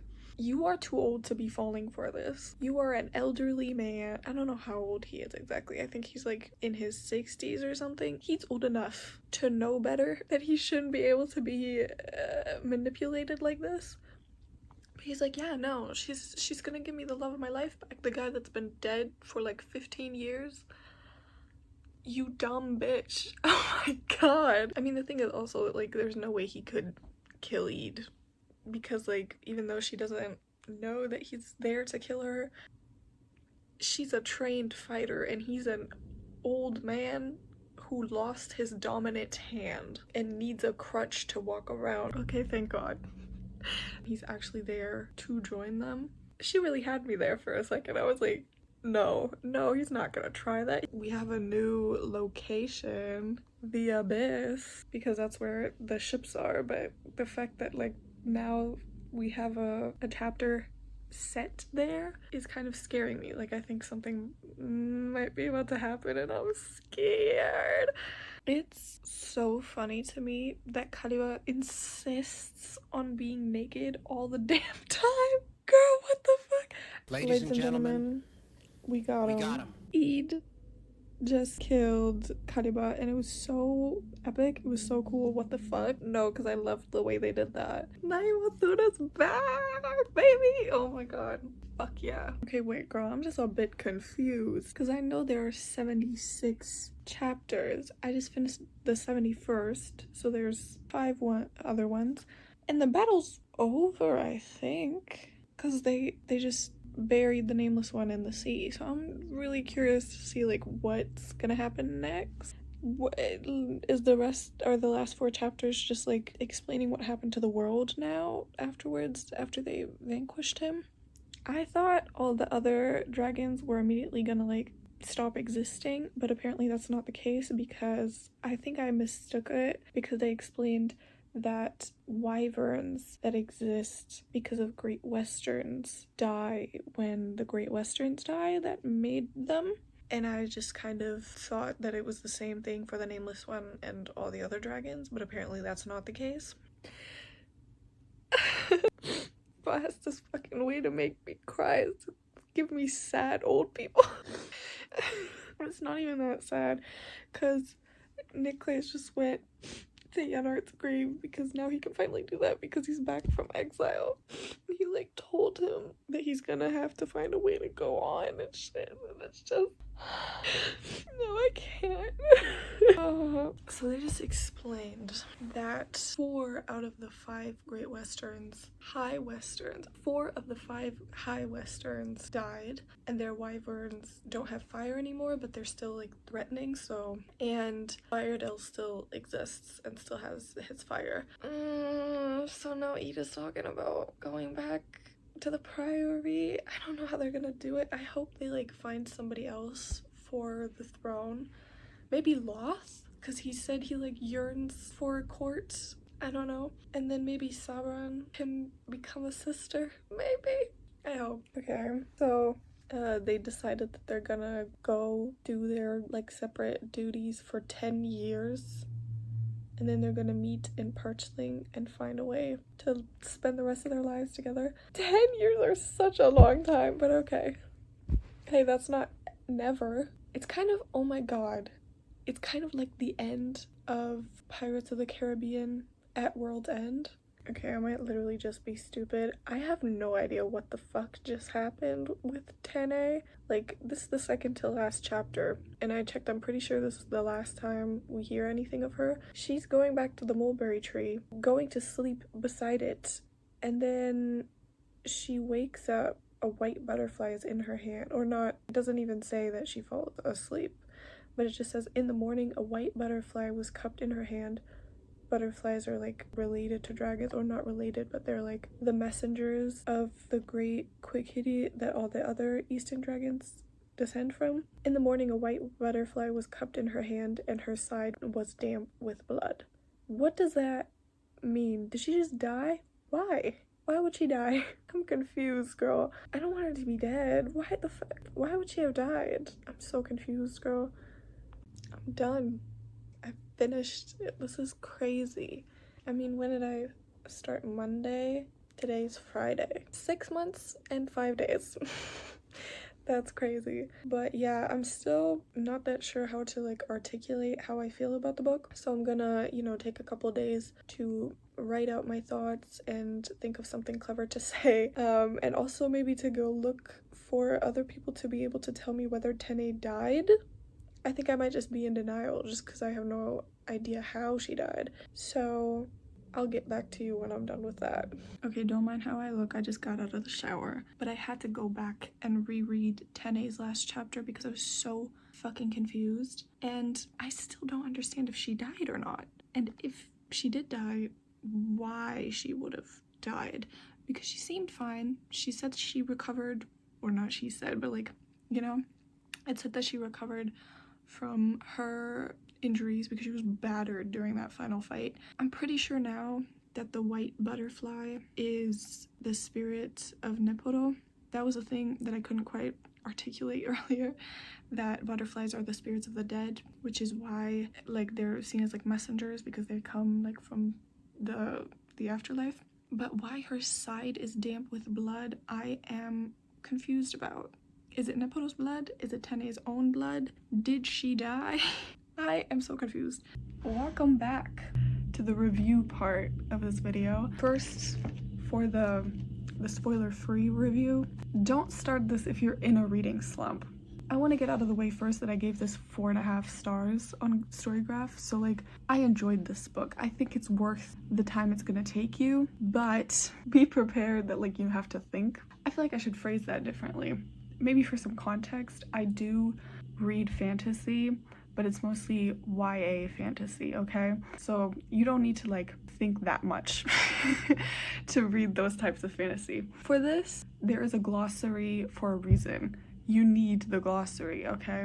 That's why if you read it digitally, have like a digital copy or whatever that you can easily go through, that it's like convenient for you to go back and look at the glossary when somebody like mentions a name and you're like, I'm not sure I know who that is. You can look it up, That's what the glossary is for. I'm grateful that there is a glossary because otherwise you're gonna be really lost throughout like the first third of this book.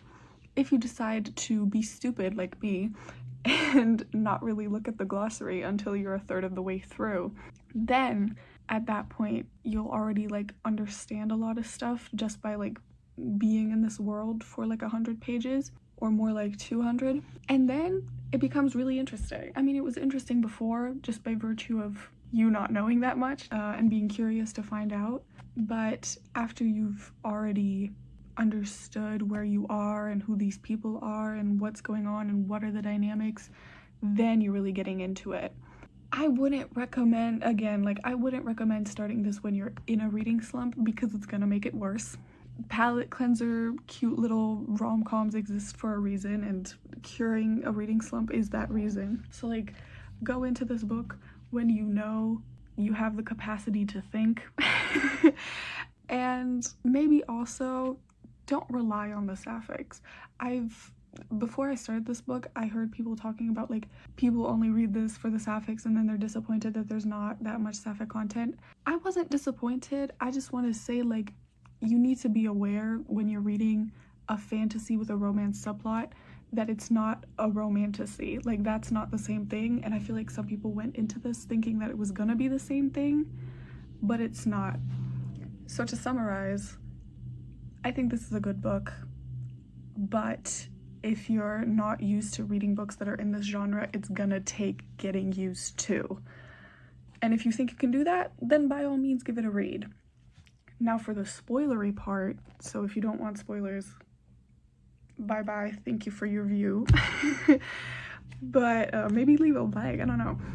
But for the spoiler part, I feel like I have a very basic take on this book. By the whole, you know, the first third was hard to get through, but then the second 2/3 I flew through, because in case it wasn't like obvious enough in the previous parts where I was recapping the book as I was reading it, the first third took me half a year. I started in May, and then it was like October, November, and then at like I think it was like halfway through November that I was like, I need to finish this before the year ends, and I did, because the rest of the book took me a week. I literally sat there, and then every single day I read like 100 pages. I think the last day I read even more, because at that point I was just so into it. But oh my god, that first third really took me forever, and I think it's not even that it drags. I don't even think that's it. I think it's purely being so overwhelmed with so much information that it's paralyzing, and so you have to take a break, and then every time you pick it back up, it's been so long, it's been like a month, so you don't remember anything, or I didn't at least, and then you're reading it, you're like half remembering what the dynamics of the characters even are, and then you're like, what the fuck is happening? And that's exactly how it like gets to the point that you feel like it's dragging. But in retrospect, I think it was literally just that I wasn't sitting down often enough to actually read any of this. One take that I have about the book apparently is controversial. I don't know. After I wrote my own review for it that I posted on Storygraph, I decided to not me like plugging my Storygraph, but I don't know, maybe follow me. I decided to like go on TikTok and see what everybody else was saying about it, and I saw a lot of fan art. I was like, oh my god, this is great, blah blah blah. I found out a lot of people have like fan casts and all that. One thing that I also found out is that everybody hates Nicholas, and I felt so embarrassed because I just came back from crying about him and Janart. Yes, so, and this is gonna be so like kind of connected, but also, okay, do y'all watch Arcane? I'm not gonna spoil anything, okay? I'm not gonna spoil anything. I watch Arcane. Friends of mine that are sapphics also watch Arcane. There's this like really big sapphic ship, and then there's this really big MLM ship, yeah? I don't really give a fuck about the MLM ship. I'm sorry. I'm literally only watching that show for the sapphics. Everything else is great, and it's a bonus, and it's just like good storytelling, and I'm like, ooh, this is so good. But in terms of like whose relationship I actually care about, it's only the sapphics. But one of my friends who's also sapphic and watches that show is obsessed with the MLM couple and doesn't give a fuck about the sapphic ones. And I didn't even like really compute that, but honestly now talking about this, about Nicholas and Janart, I have the capacity to be like that too. I mean, obviously I care about Eden Sabran too. That's the whole reason I fucking bought the book. But honestly, Janart and Nicholas, like old man doomed yaoi, come on. That's my take. People don't talk about the MLM ship enough. No, but like, it was crazy going on TikTok and seeing everybody talk about how much they hate Janart when like his storyline made me cry multiple times. Like, I cried when he went to Janart's grave. I cried when he was remembering Janart. I cried when he decided that he does want to live, even though this whole time he was like, ugh, is life without Janart even worth it? Yes. Oh my god, I did not expect old man yaoi to do it for me, but it did. Also, I didn't really, okay, I thought about this after the fact, but like Tene didn't have a love story, yes, and I kind of thought that Loth and the Don Mata Morosa were gonna like do something, but that didn't really end up happening. And at first I was like, okay, am I just like seeing shit that isn't there?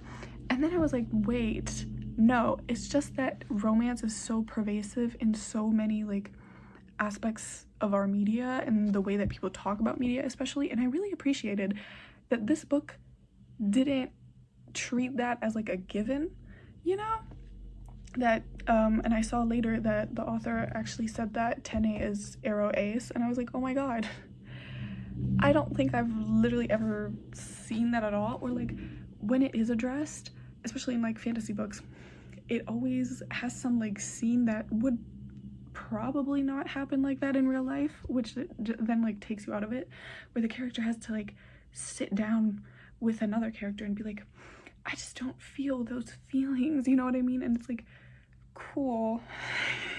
But would people really give a fuck, you know? And I love that in this one she just didn't have any like romantic and sexual interest in anybody. Like that wasn't even anything that came up, and I love that. I love that. And like obviously, sure, you could say like, oh, but then you need the author to, you know, metatextually tell you how the characters would identify in the modern world. But like I feel like people that are arrow ace would read it and be like, I relate to this bitch. And it's probably just because you and I, hypothetical viewer, aren't arrow ace, that we're like, oh, I didn't pick up on that, you know what I mean? I'd be willing to bet that that's the case. But yeah, I feel like all in all, this book, the world building was rich. I said this also in my storygraph review. I just want like an anthology of short stories in this world, because now I feel like I've invested so much time in realizing what this world is like that I want to see other stories in it too. I want to explore some other parts more in a more detailed way. And I have the copy of, hold on, I have a copy of the prequel, which is even bigger. But I don't know when I'm gonna get around to reading it, because it's probably also gonna be very long. But now I kind of feel like I already kind of roughly know the world, so like maybe it would be easier to get into. And that's what I'm saying. I want like this world, this time, maybe like right after the ending of this book, because we're seeing that like the world is changing and the way that people interact is like changing now. I'd love to see, you know, like more ordinary people and what their lives are like in this world, because it's so interesting. But obviously when you only really follow these 4 POV characters, you don't get to see all the different nuances of it, and I would like to. So Samantha Shannon, please do that. I think that's it for my review, so I'm gonna do an outro now. Oh my god. Thank you so much for watching. I hope you enjoyed this video. If you did, give it a like. No, it's kind of crazy saying this instead of like hearing. Subscribe if you want to. I have ideas for other videos that I'm gonna do primarily, and I would love to hear if anybody has interest in this, if this video gets engagement at all. But even if you're the one person that watched this video, I'd love to hear your opinion in the comments. The opinion on the video, the opinion on if I'm annoying or not, or it takes on the book, you know? What's like the ideal way to read the prequel? Like, should I be reading it right after? Do I need to take a year-long break? Did it, maybe if you've read both of them, did they take you the same amount of time? How long would you say the world building like takes to get used to in the prequel if you've already read this one? I'd love to hear it. Also, one of the ideas that I have, which would take forever, so I'm gonna only do that like way in the future, but there's this trilogy of books that nobody but me has ever heard of. I go onto the internet, I try to find people talking about it, and all I find is like videos of German women in their 30s from like fucking 15 years ago giving 10-minute review videos about these books, which are for like 13-year-olds. But the thing about these books is like the story, like the actual synopsis is so interesting. I read it for the first time when I was like 12, I think. I fell in love with it. Then I reread it when I was in, I think, 10th grade, and then I realized it was kind of shit. Like, the thing is, the story itself is so interesting, but the writing is absolutely horrid. So I kind of want to make one of those. Also, I'm pretty sure it's never been translated because I've only been able to find German versions of it. I'm German, by the way. Hi, I didn't mention that. But I've read it in German, and I'm pretty sure it only exists in German. And so I'm kind of considering making one of those like summary videos that people do, you know, like Mike's Mike or Jenny Nicholson or Carrie Can Read. One of those videos, because I love watching them. I love to like do crafts and just like watch a video that's too long for YouTube, you know what I mean? I love just like background noise like that. And because of that, for other people who also appreciate videos like that, I kind of feel like I should make a video about that trilogy of books, because again, nobody but me has ever heard of it, and it doesn't exist in any other language. So like people that speak English, people that watch this video, don't have any way of experiencing it if they wanted to. And as I said, the writing is shit, so it's probably not worth your time anyway. But the actual like plot points are hilarious. So if y'all think if that's something you'd be interested in, leave a comment, because I will do it before like April. at least one I'll do before April. I mean, I'm literally not, I'm gonna be gone the entirety of January. I'm probably maybe gonna make like a vlog about that. I don't know yet, but let me know, and have a good day or a good night. I don't know what time you're watching this. And give me a like and a subscription. Thank you.